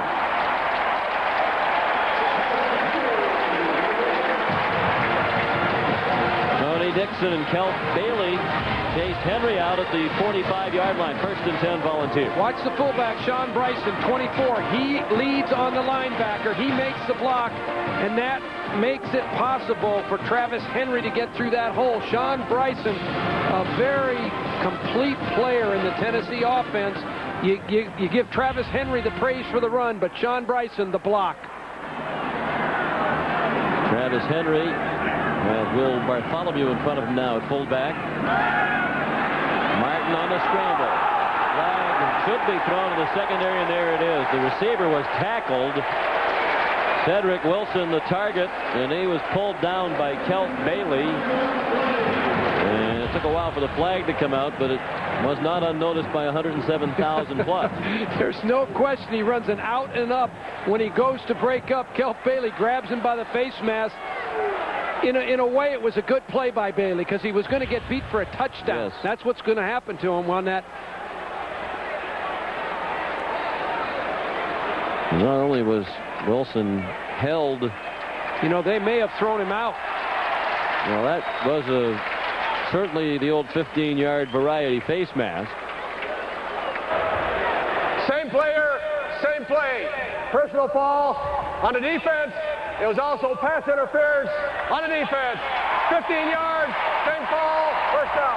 I think that's a good call. Not only was it pass interference, but that's very dangerous when you grab onto the face mask like that and twist the player around and bring him to the ground. So he got penalized for both. Yeah, I don't think there's any question. He probably just meant to grab him and stop him any way he could, but that's flagrant right there. And like you say, you're dealing with someone's neck in that area, and that's dangerous there. Well, it's not as much of a walk-off as I had anticipated. The ball only at the 40-yard line of Alabama. The previous line of scrimmage was the 45-yard line. And Tennessee netted just 15 yards in all of that. Philip Crosby and Travis Henry, the backfield, and it's Crosby, the fullback, the junior from Bessemer City, North Carolina, for a couple.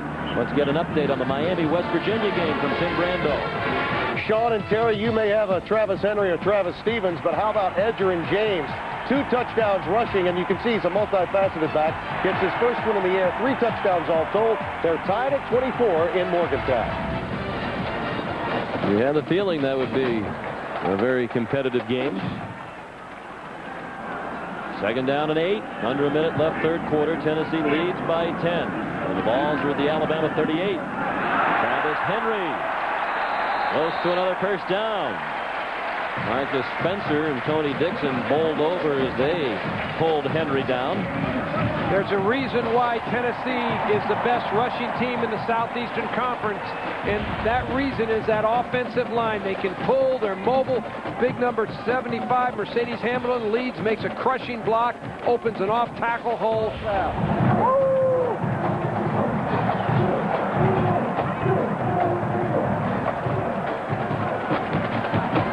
Quite a close-up of Smokey. Philip Crosby is the fullback. The tailback is again Travis Henry. And you wonder about this Alabama defense. Phil Fulmer says one of the real strengths of his team is that big physical offensive line. They tend to wear down the opponents. late in games. We saw it in Georgia 2 weeks ago. Perhaps we're seeing it again here today in Knoxville. The end of the third quarter. Tennessee 21, Alabama 11. We'll return to Neyland Stadium after this message and a word from your local station.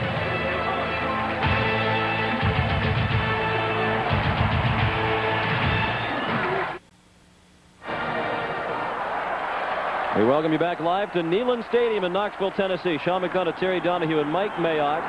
Tennessee leads by 10 as the fourth quarter begins. It's second and short at the Alabama 22. Travis Henry gets away from Reggie Grimes and has a first down. Down to the 13-yard line. And, Coach, we saw signs of it late in the third quarter, what Philip Fulmer talks about regarding his offensive line. Late in the game, they can wear down the opposition, and Travis Henry helps with that, too. And Travis Stevens. Both of those tailbacks, in the absence of Jamal Lewis, have really stepped forward. And Tennessee, quite honestly, doesn't appear like they've missed much. I mean, they still pound you, wear you down.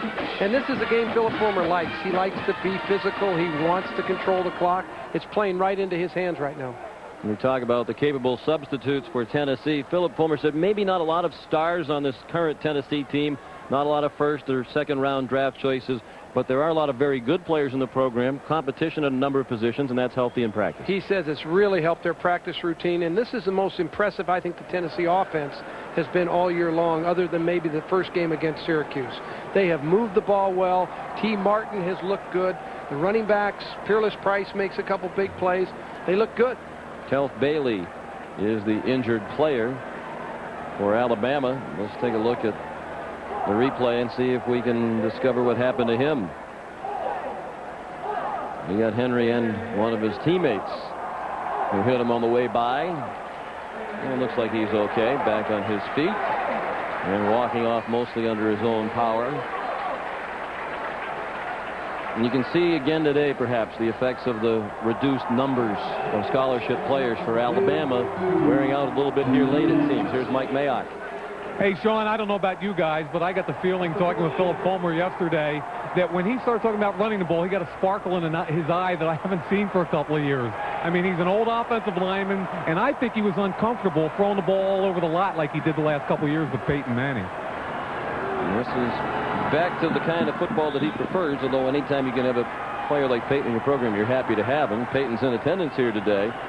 But Tennessee did not throw a pass in the third quarter. They had the one try. It was a pass interference penalty and a personal foul. So it did not go into the stats as a pass attempt. Officially, no pass attempts in the third quarter for the Vols. Travis Henry down the 11-yard line, a gain of 3 on first down.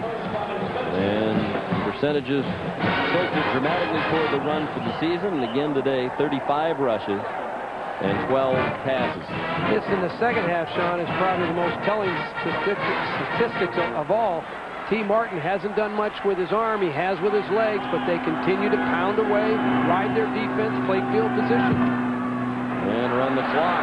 Travis Henry inside the 5. First down, Tennessee at the 2-yard line. It's a great block by Philip Crosby, the fullback. He's the man that led Travis Henry, and Travis Henry, he's the punisher of the two tailbacks. He's the power back. He's got great lower body, and he will run over you. Watch 21, Philip Crosby on the cut block. Makes a great block, opens that hole. And Henry has a chance to have his first 100-yard game of his career today. He's up to 92 yards rushing on 14 carries. First and goal from the 2-yard line. Henry staggered a bit, taking the handoff, and he was stopped at the 1 by Cornelius Griffin. Sean, this is a heavy offensive set by Tennessee. They take an offensive lineman, number 53, Toby Champion, and put him in as a blocking back, and he kind of leads the play. Now you're talking about a 6'4", 300-pounder, and he is the guy that goes ahead and leads those backs, and he kind of gets in there and mushes up in there and creates a hole. Full house backfield again. Henry, touchdown!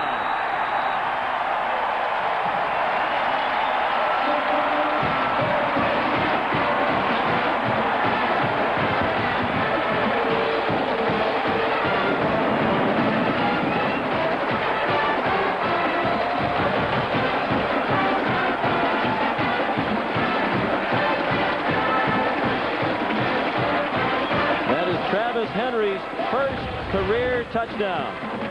Well, and Travis Henry at over 215 pounds is a load to try to keep out of there. When he gets that body lean in there, it's just hard to knock him backward. Just about like David Cutcliffe, the offensive coordinator, said. He said he can pound on you and wear you down, and sure enough, that's what's happening. Jeff Hall added the extra point. 12:56 remaining. Tennessee now leads by 17. Busy day for the Tennessee cheerleaders. Push up for every point. 28 points on the board for the Vols, and a 17-point lead now for the undefeated #3 team in the nation. Jeff Hall pops the kickoff straight up in the air. Chris Horn, backup linebacker, runs it out to the 28-yard line. Horn played defensive back and wide receiver in high school, so he's accustomed to handling the ball. Next Saturday on the CBS Sports Spectacular, 4-time Boston Marathon champion Bill Rogers and Olympic gold medalist Joan Benoit Samuelson will be among the elite athletes to shine at the Sun America Runners Classic. The 10K and 5K events will be highlighted next Saturday at 2 Eastern.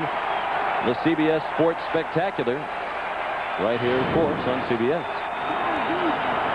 First and 10, Bama from its own 28-yard line. Tied in need of points, and they need to score quickly. Look out, Zhao avoided Darwin Walker. And he made the decision to retreat. Wound up going down right at the line of scrimmage. Walker got back in the play after missing Zhao the first time around. Darwin Walker is unblocked. He comes from that position. He just crashes through the offensive line, puts tremendous pressure, but good poise by Zhao. He pulls the ball down, fights back to the line of scrimmage. He had a chance to run down the left sideline, Sean, and Raynock Thompson closed that gap so fast. He just closed on it and shut it off. No gain on the play. Second and 10 with 12 minutes remaining. Zhao throws incomplete and almost intercepted by Al Wilson, who would likely have scored a touchdown, and he picked that one off.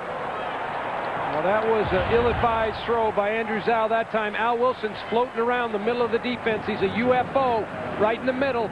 Hit him right in the hands. The fellas are going to be on him in the film room about those stone hands. Wilson, a semifinalist for the Butkus Award to the nation's best linebacker, one of 10 players still alive to win that honor at the end of the year. It was won last year by Andy Katzenmoyer of Ohio State, who is one of the semifinalists again this year. Third down and 10. Brown got the snap with 1 second on the play clock, and his pass is batted down. He had Samari Buchanan rather, free over the middle. But it was batted down at the line of scrimmage by Darwin Walker. Well, the Tennessee defensive line couldn't generate much of a pass rush, but at the last second, Darwin Walker will get his hands up. He's being double-teamed in the middle of the screen, but he gets his hands up and bats it down. That's what you teach your defensive linemen as soon as the quarterback goes to throw. Buchanan knew he was open in the middle. And they couldn't get it to Shamari.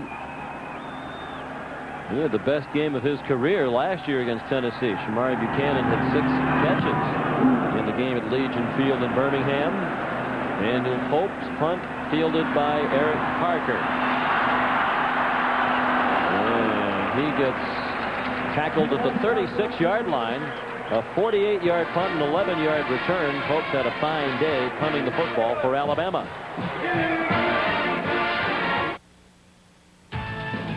NASDAQ College Football on CBS is sponsored by First Union, Nasonex, Xerox, and by Sleep In. Tennessee is 5-0 coming into this game. 5-0 for the first time since 1992. The last time they were 6-0. 1969 when they started the year 7-0. They're very close to 6-0 now, leading by 17 with the ball. 11.5 minutes left. T. Martin throws incomplete. He threw on the run a little bit too high and behind Peerless Price. And it'll be second down and 10. First pass attempt officially of the second half by Tennessee. Well, his arm's probably a little stiff from not using it in the second half, but he had Peerless Price wide open. Just didn't hit him with the ball. Even T smiled and laughed about that one.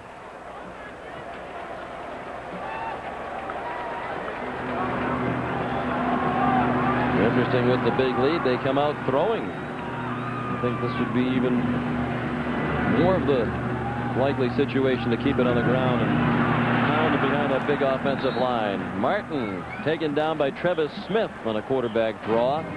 They've had terrific quarterbacks here over the years, including Condredge Holloway. Let's take a look back at the Tennessee-Alabama game from 1972. Late in the game, Condredge Holloway scrambles. He's hit by an Alabama linebacker who escapes the spot shadow.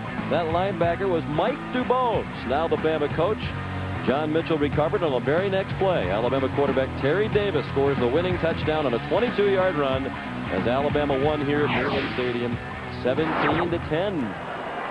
And we still talk about that play when we talk to Mike Dubose and Condredge Holloway. Martin steps up, flag thrown in the area in which you'd expect holding. And Martin's down at the 41-yard line. If it is against Tennessee, that'll bring up fourth down and a punt, and it is a holding call against the Vols. Here's Mike Mayak with Condredge Holloway. My former teammate, Condredge Holloway from Toronto Argonauts. And Connie, we just took a look at the play in 72. Explain it from your perspective. Well, it was the quarterback draw, and Mike Dubose made a great play. It's a bad memory for me, but games like today make you kind of forget that. But it was a great game between two great teams that day, and we came up on the short end. Bear Bryant once said you were quick as a hiccup. I had a relationship with Bear Bryant. It was very good. He was very honest with me during the recruiting period, and I really respect the man a lot, but I'm glad I came to Tennessee. Hey, Condredge, thanks, pal. It's been a great day today. Thank you. Condredge Holloway, now Director of Football Operations in the Tennessee football program, just returned to Knoxville to join Philip Fulmer, his staff, under the direction of Doug Dickey, the athletic director. 38-yard punt by Dave Leverton, a 10-yard return. Condredge Holloway had been working in minor league hockey and doing a terrific job in this part of the country in that area. And back here in Knoxville, interesting play calling on that last sequence for Tennessee. You'd think a chance to run down the clock and pound. They came out throwing on first down. That looked like two design runs from T. Martin. Yeah, it surprised me a little bit, particularly the way they handled the Alabama defense the last series and really kind of warmed down. Zhao, the ball gets deflected straight up in the air, and it's an incomplete pass. His arm was moving forward. Dominique Stevenson put the hit on Zhao, and one of the few times today he's slow to get up despite the constant pounding. Well, Dominic Stevenson comes on the outside blitz, and he's right in his face. Andrew Zhao takes it like a man, though. He really hangs in that pocket. I love him. Well, the coach has said he does have a great deal of leadership skills, despite the fact that he is a redshirt freshman. Played on 3 state championship teams in high school at Union County in the Lake Butler, Florida area. Danger was first loss as a starting quarterback in high school or college today. Nice defensive play made by Andre Lott. Well, the backup cornerback deflected the pass away from Calvin Hall. Well, it's great man-to-man coverage by Andre Lott. He's all over him. Alabama tries to throw a little fade pass. It's a good release off the line of scrimmage, but Lott plays it inside, and that's as good as it gets right there. Andre's a sophomore from Memphis, sat out last season as a partial qualifier academically, so this is his first action on the field this year. And he's been a valuable member of this team as the third quarterback. With one on the play clock, Zhao trying to set up a screen. He completes it to Dustin McClintock, and he has a first down out to the 46-yard line.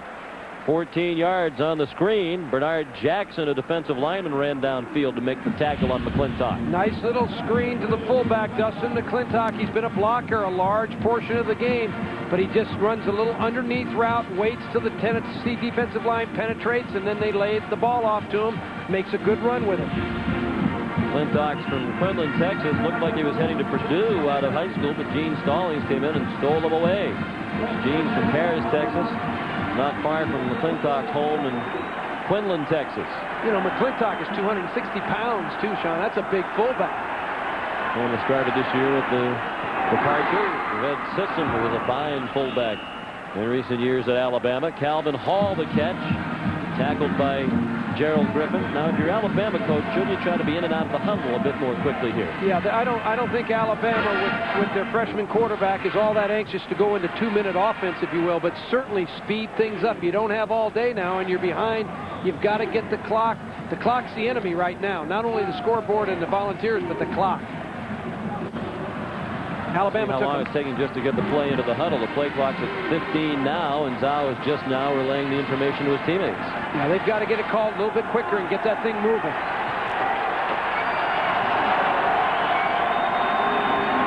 They snapped it at 5. The inside handoff. Sean Alexander delivered a stiff arm, avoids another tackle, and gets out of bounds to stop the clock at the 32-yard line. They're about a yard and a half shy of the first down. Roger Alexander, backup defensive end, made the tackle. Tomorrow, the NFL on CBS at 1 Eastern time. Baltimore and Green Bay, New England, Miami, the matchups. That's a key AFC East battle. Then at 4:15, most of the nation will see Jacksonville and Denver, Cincinnati and Oakland, Seattle and San Diego, the other games on the NFL menu on CBS tomorrow. Beginning with the NFL Today, presented by Southwest Airlines at noon Eastern time. Hosted by Jim Nantz. Alexander up to 128 yards rushing. And he'll add to that total as he picks up the first down to the 27-yard line with Jeff Coleman on the stop for Tennessee.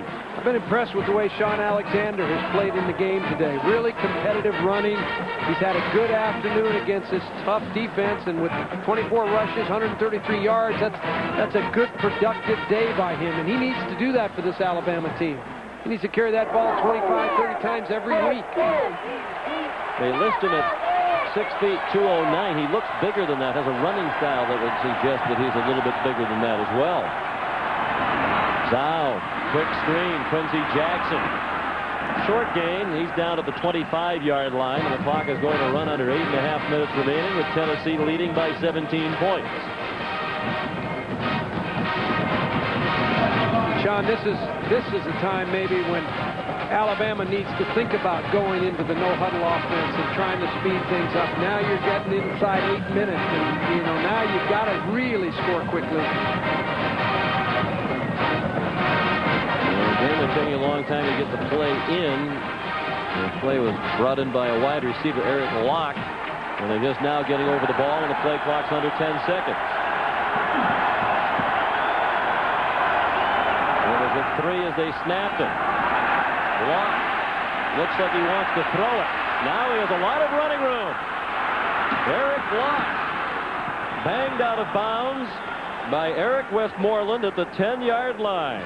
15 yards on the carry by the wide receiver, the true freshman, Eric Locke. Well, Sean, sometimes things just don't work out right for you. Tennessee played this play to perfection. They have absolutely great containment on this side of the field.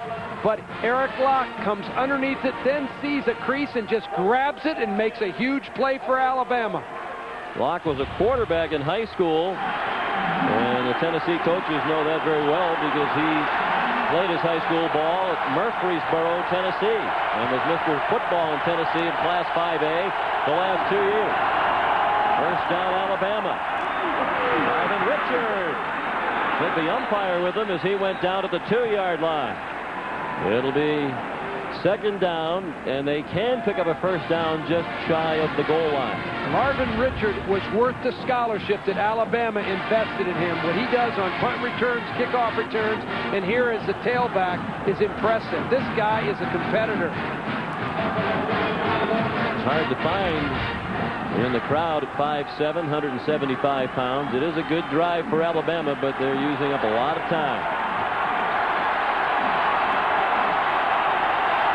Second down and 2. They could get another first down just shy of the goal line. Alexander tackled by Raynoch Thompson. Again showing his quickness. He was behind the line of scrimmage almost immediately after the snap.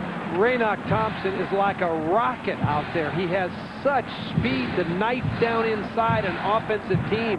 The guy comes, he loves the outside creases. He's an outside rush guy, and he can really penetrate your offense. Tennessee leads by 17 points, 6.5 minutes remaining. Third down and 2 for a first down, 2 for a touchdown as well. Zhao. He's going to try to run for it. Touchdown, Alabama.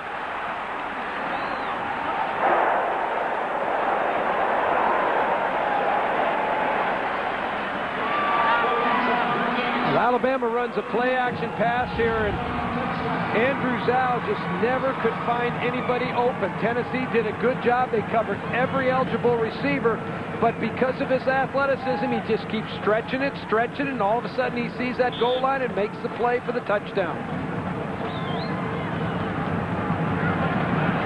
And he'll kick the extra point, try to get within 10. Ryan Flugner adds the extra point. 2-yard run by Zhao. And it's a 10-point game after a drive of 4 minutes and 7 seconds. A 10-point game with 6:14 remaining. Tough decision here for Mike DuBose, coach. The onside kick with all 3 of your timeouts remaining, down by 10 with 6:14 left. Well, Tennessee doesn't think they're going to. Tennessee has put a normal return team in there and not their hands team. They don't think they're going to onside kick. Otherwise, they'd have 9 or 10 guys up into the kicking area. They think Alabama will kick off and then use their timeouts. I believe Alabama will kick the ball deep. Mark Wisniewski will kick off. Peerless Price, who took one back 100 yards, is back deep, and they do kick it deep. Very deep, in fact, and Price will take an E about 6 yards deep in the end zone. Now, Sean, one of the strategies becomes for Alabama, I've got 3 timeouts. When do I use them? Do I use them defensively or do I use them offensively? And one of the things I think you have to do is you have to get the ball back. So if you make a good stop on 1st and 10, it's not too early to use a defensive timeout. Your offense doesn't need timeouts. They need time. The last drive for Alabama resulted in a touchdown. 11 plays, 68 yards, but it did consume 4 minutes and 7 seconds. Cedric Wilson in motion. Travis Stevens is the tailback, and he almost lost the football as he broke free from the tackle. He turned it into a fine play, a 9-yard gain. Cornelius Griffin credited with the stop. Alabama, in an attempt to try and stop Tennessee's running game, has 8 guys up on the line of scrimmage. You can circle them. They're all right there. They're designed to try and get that ball back, try and stop that power running game of Tennessee's, and yet Tennessee picks up 9 yards against 8 defenders.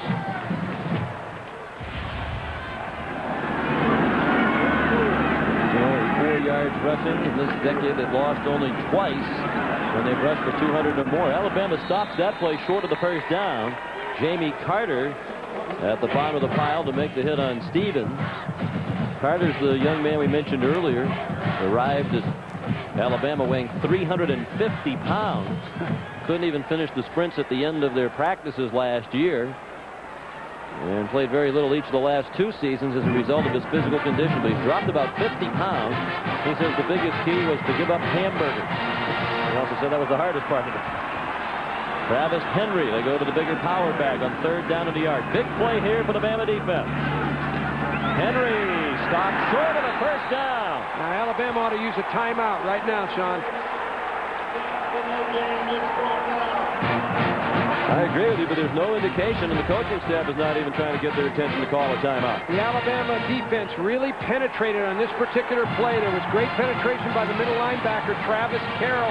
He's the one that disrupted the play, number 44. He gets in there and causes that havoc there. Well, that's not what Philip Fulmer's been seeing from his team. The offensive line, the backs have been picking up those short yardage plays late in games on their way to that 5-0 start. Marvin Richard back with a punt from Leverton. Richard caught it at the 37.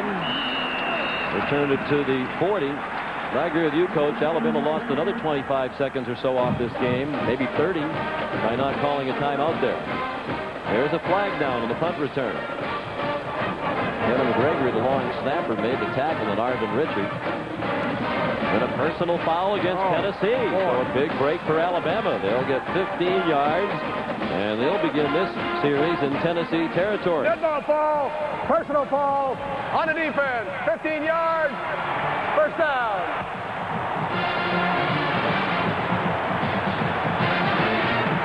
3:58 remaining. 3 timeouts left for Alabama, and they'll begin this possession at the Tennessee 45-yard line. Alabama just won't go away, Sean. Nope. They just are hanging in there. Zhao under pressure, going deep down the middle. Incomplete. Quincy Jackson was running with Steve Johnson. Well, those field goals missed. Loom large again. Tennessee has missed 2. Alabama has missed 3. Mike DuBose is going to be awfully proud of his football team, regardless of the outcome of the game, because they have not quit in any phase of the game. They've continued to compete. They're right in the game. They're making it hard here on Tennessee at the end, and it just won't die. 2nd and 10. Played a solid game, a clean game. Avoided the penalties and turnovers, but Alexander couldn't avoid the defenders. Eric Westmoreland and Raynoch Thompson. And Al Wilson a little tired as he went to get back on his feet. And Wilson was back to his knees again. Well, you can see what Mike DuBose has been talking about. Most of the talent in this program is the younger players. They don't have a very talented junior and senior class. That was the group that was most affected by the scholarship reductions. And you do get the sense another good recruiting year or two, and this program is right back in the right direction with guys like Zhao as the nucleus. No question, because they've had 2 really strong recruiting classes. And one more, and now all of a sudden you've got that strength to rebuild. 10 true freshmen have seen action this year, and 5 redshirt freshmen. 22 players in all seeing their first game experience this season. And that's a bunch. When we asked Mike DuBose if he was confident he'd be back next year to continue this process, well, I'm not sure. No one has given me that indication, but most of the people we've talked to around the Alabama program believe that he will be back for at least one more season. The screen pass dropped by Freddie Millens. The true freshman seemed to be looking up the field before he caught the football. And 4th down, they'll have to go for it. 4th down and 11. Well, that could have easily been a 4th down and 5 situation if Alabama had been able to hang on to the football there. That was a completion with more positive yardage, but they just dropped the ball. Alabama 1 for 1 on 4th down today.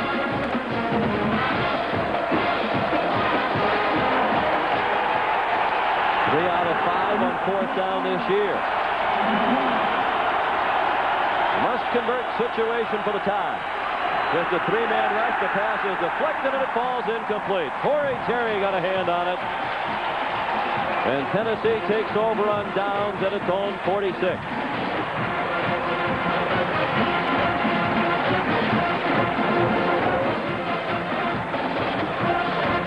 Tennessee just came with a 3-man rush. They didn't bring pressure, which is a little bit uncharacteristic. Corey Terry, the right defensive end, is being double-teamed in this area, but he gets his hand up, knocks the ball away.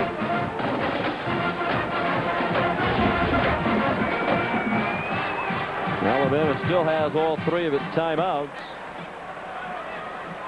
Travis Henry is the tailback. He's a blocker on a quarterback sweep for T. Martin, and he's out of bounds, a yard short of a first down. He's out at the 44. Among those in attendance today, one of the most highly recruited high school quarterback prospects in the country, Chris Sims, who is the son of our CBS Sports colleague Phil Sims, the former outstanding New York Giants quarterback. Chris Sims being sought by schools all over the nation, and Chris chatted with Mike Mayak before today's game said these are the schools he's considering most seriously right now. A lot of people feel he's the best high school quarterback in the country. You know, who knows? But a lot of recruiting services have him ranked as the top guy. And with more on Chris Sims, here is Mike Mayak. And Sean, what a great-looking kid he is. About 6'5". You could tell he's going to fill out to about a 230 prototype quarterback. He's left-handed. He separated his right shoulder this year in preseason practice, but Ramapo High School still 6-0. They won last night 70-0. And Chris said, hey, we're number 6 in the USA Today poll, and we'd like to move up a little bit. And with the rules and regulations regarding the recruitment of high school athletes, we've been asked not to show Chris on camera today. We'll take Mike's word for it. He is an impressive physical specimen, even as a high schooler. Flag thrown probably for a late hit. Travis Henry was tackled by Travis Smith, and a flag came in late. Now, T. Martin took a real hit late. This is a good call by the official.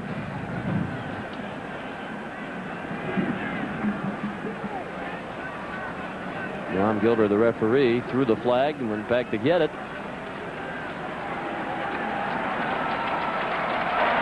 Personal foul. On defense, 15 yards, first down. Time now for our CBS Sportsline stat of the game. For complete college football coverage, go to cbs.sportsline.com. Play selection. The interesting numbers today. Tennessee even more reliant upon the run than it has been previously this season. That's our CBS Sportsline stat of the game. Timeout, Alabama.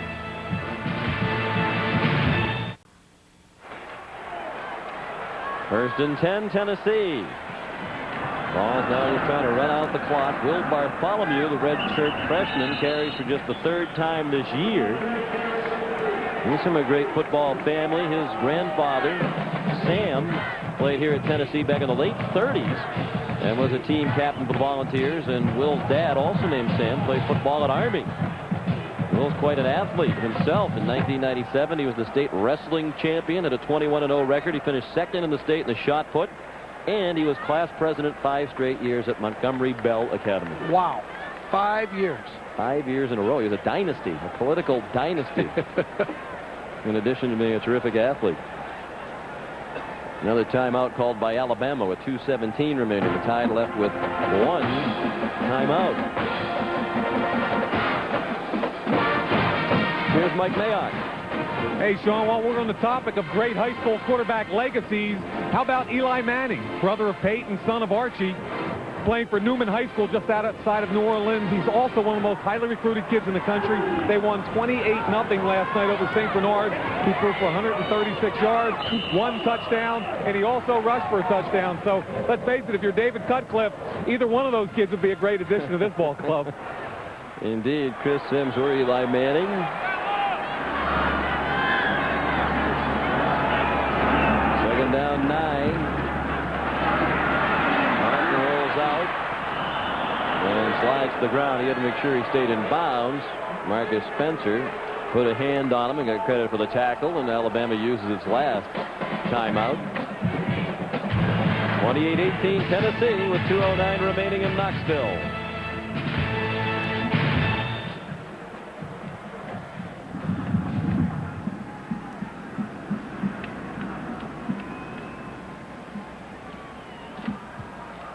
Well, the orchestra. Terry, these have been very difficult times for the major football programs in the state of Alabama. We talked briefly earlier about Terry Bowden resigning at Auburn last night. And then we talked a little bit about the situation involving Mike DuBose. Personally, I hope that Mike DuBose does get at least 1 more year, because he walked into a very, very difficult situation with the reduction in scholarships. And it looks, as an impartial observer, that they are heading back in the right direction. Well, and he's Alabama homegrown, you know. He's part of the university system and their heritage, and I'm sure that he'll be back at the University of Alabama. He needs another 1 good recruiting year. He's going to, I think, turn this thing around. Travis Henry went out of bounds, something he did not want to do on 3rd down and long. He went out at the 19-yard line, 5 yards short of the first down. And it's 4th down. We'll see how Philip Fulmer elects to play it. Will they just go for the first down? Will they kick a field goal? Oh, I think he'll just go for the first down here and probably run the ball.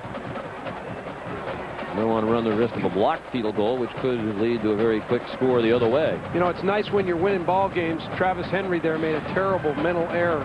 But when you're winning, those errors don't seem quite as severe. And so they can be able to take him and tell him, hey, next time, keep that ball in bounds and let the clock run. 4th down and 5. They need to reach the 14-yard line. Martin throws on the run. Nice catch. First down, Tennessee.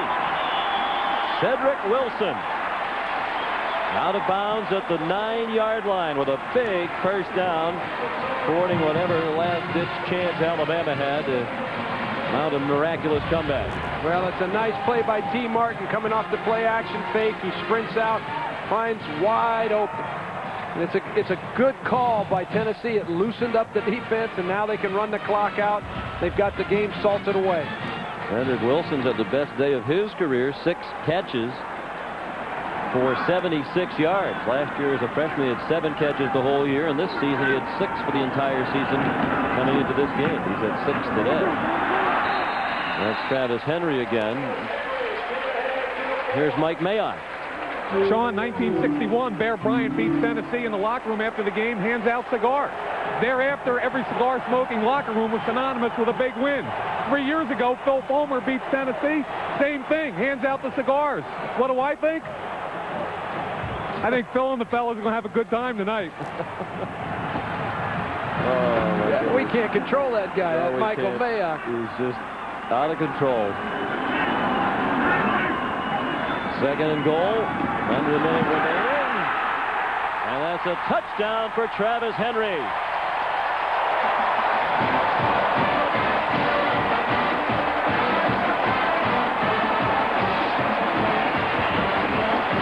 Travis Henry's had a big day for Tennessee. He's made his presence felt with this final touchdown of the afternoon.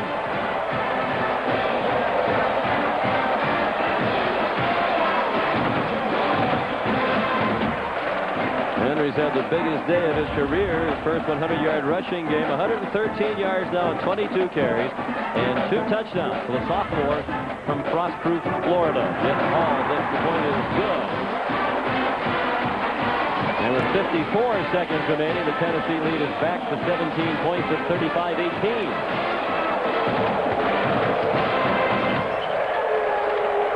And they will indeed be passing out the cigars in the Tennessee dressing room. Hopefully they'll be more expensive than the ones Mayak tends to favor. We can't take that Mike Mayak anywhere. I mean, he's wild down there. Well, last week, actually 2 weeks ago in the last game for Tennessee, was Travis Stevens, who had his first career 100-yard game as the primary substitute for Jamal Lewis. Today it's Travis Henry, the other half of the Travis tandem, over 100 yards for the first time in his career. This guy is a big power back, Sean. He's strong, and he can punish you and wear you down. He rushed for more than 4,000 yards in one season as a senior in high school. Well, you think of the Tennessee team, you lose Jamal Lewis, you know, most teams it have been a crushing blow for him, but Tennessee, they showcase Travis Stevens against Georgia, now showcase Travis Henry against Alabama. They're deep. And you think back to all the players Tennessee lost from last year, with Peyton Manning and Marcus Nash, and Garvin Richard on the kickoff return out of bounds at the 33-yard line. Somebody threw a football out of the stands that came bouncing into the play, but fortunately another player stepped on it. Tennessee, in what some thought might be a rebuilding year with a very difficult early schedule, is now 6-0 with this one safely in the win column and still in command in the SEC East. They lost so many good players from last year, but both coaching staffs said this week they think this Tennessee team is better than the Tennessee team of a year ago. Sometimes when you lose a key player or two, like a Peyton Manning, the other players pick up their level of play and all rally to the cause rather than sit back and wait for the marquee players to do the job. Well, and they talked about everybody contributing. That was a big theme with Tennessee, that everybody on this team, and somehow or another, contributes to a victory. Updated West standings. Big game tonight in Baton Rouge between LSU and Mississippi State. Zhao throws to the far sideline to Calvin Hall, and he goes out of bounds with 16 seconds left. There's a guy that's had a good game right there, Sean T. Martin. He's performed well today. Bill Fulmer said he won't start thinking about those BCS rankings until the 9th or 10th game of the year. He's through the 6th at 6-0, seemingly with a favorable schedule ahead.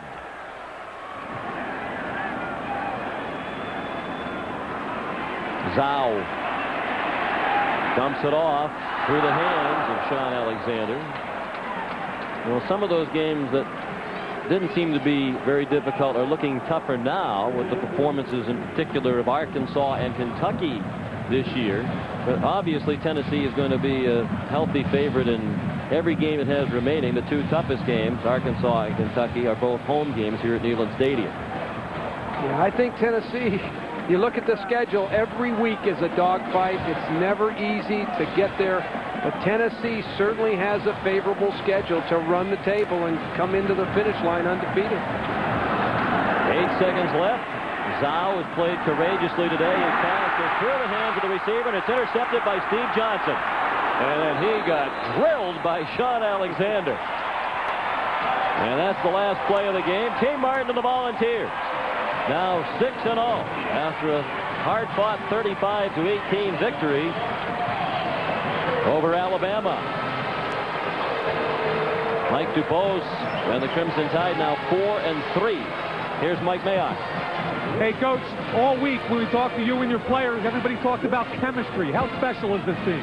I think this football team is really special. We're not supposed to be this good, but as I said, somebody forgot to tell the kids. They've just played their rear ends off. We found ways to win. We were improving offensively, making more plays. You know, we're playing without our best offensive player in Jamal Lewis and still getting it done pretty darn good. I'm proud of this bunch. How about a cigar or two tonight with you and the fellas? We've got a couple. Yes, sir. Yes, sir. Big win for this team. Congratulations, Coach. A big win indeed for undefeated Tennessee. Final score, Tennessee 35 and Alabama 18. Now for Mike Mayock and Terry Donahue, I'm Sean McDonough saying so long from Neyland Stadium in Knoxville, Tennessee. And stay tuned for the College Football Today postgame show coming up next here on CBS Sports.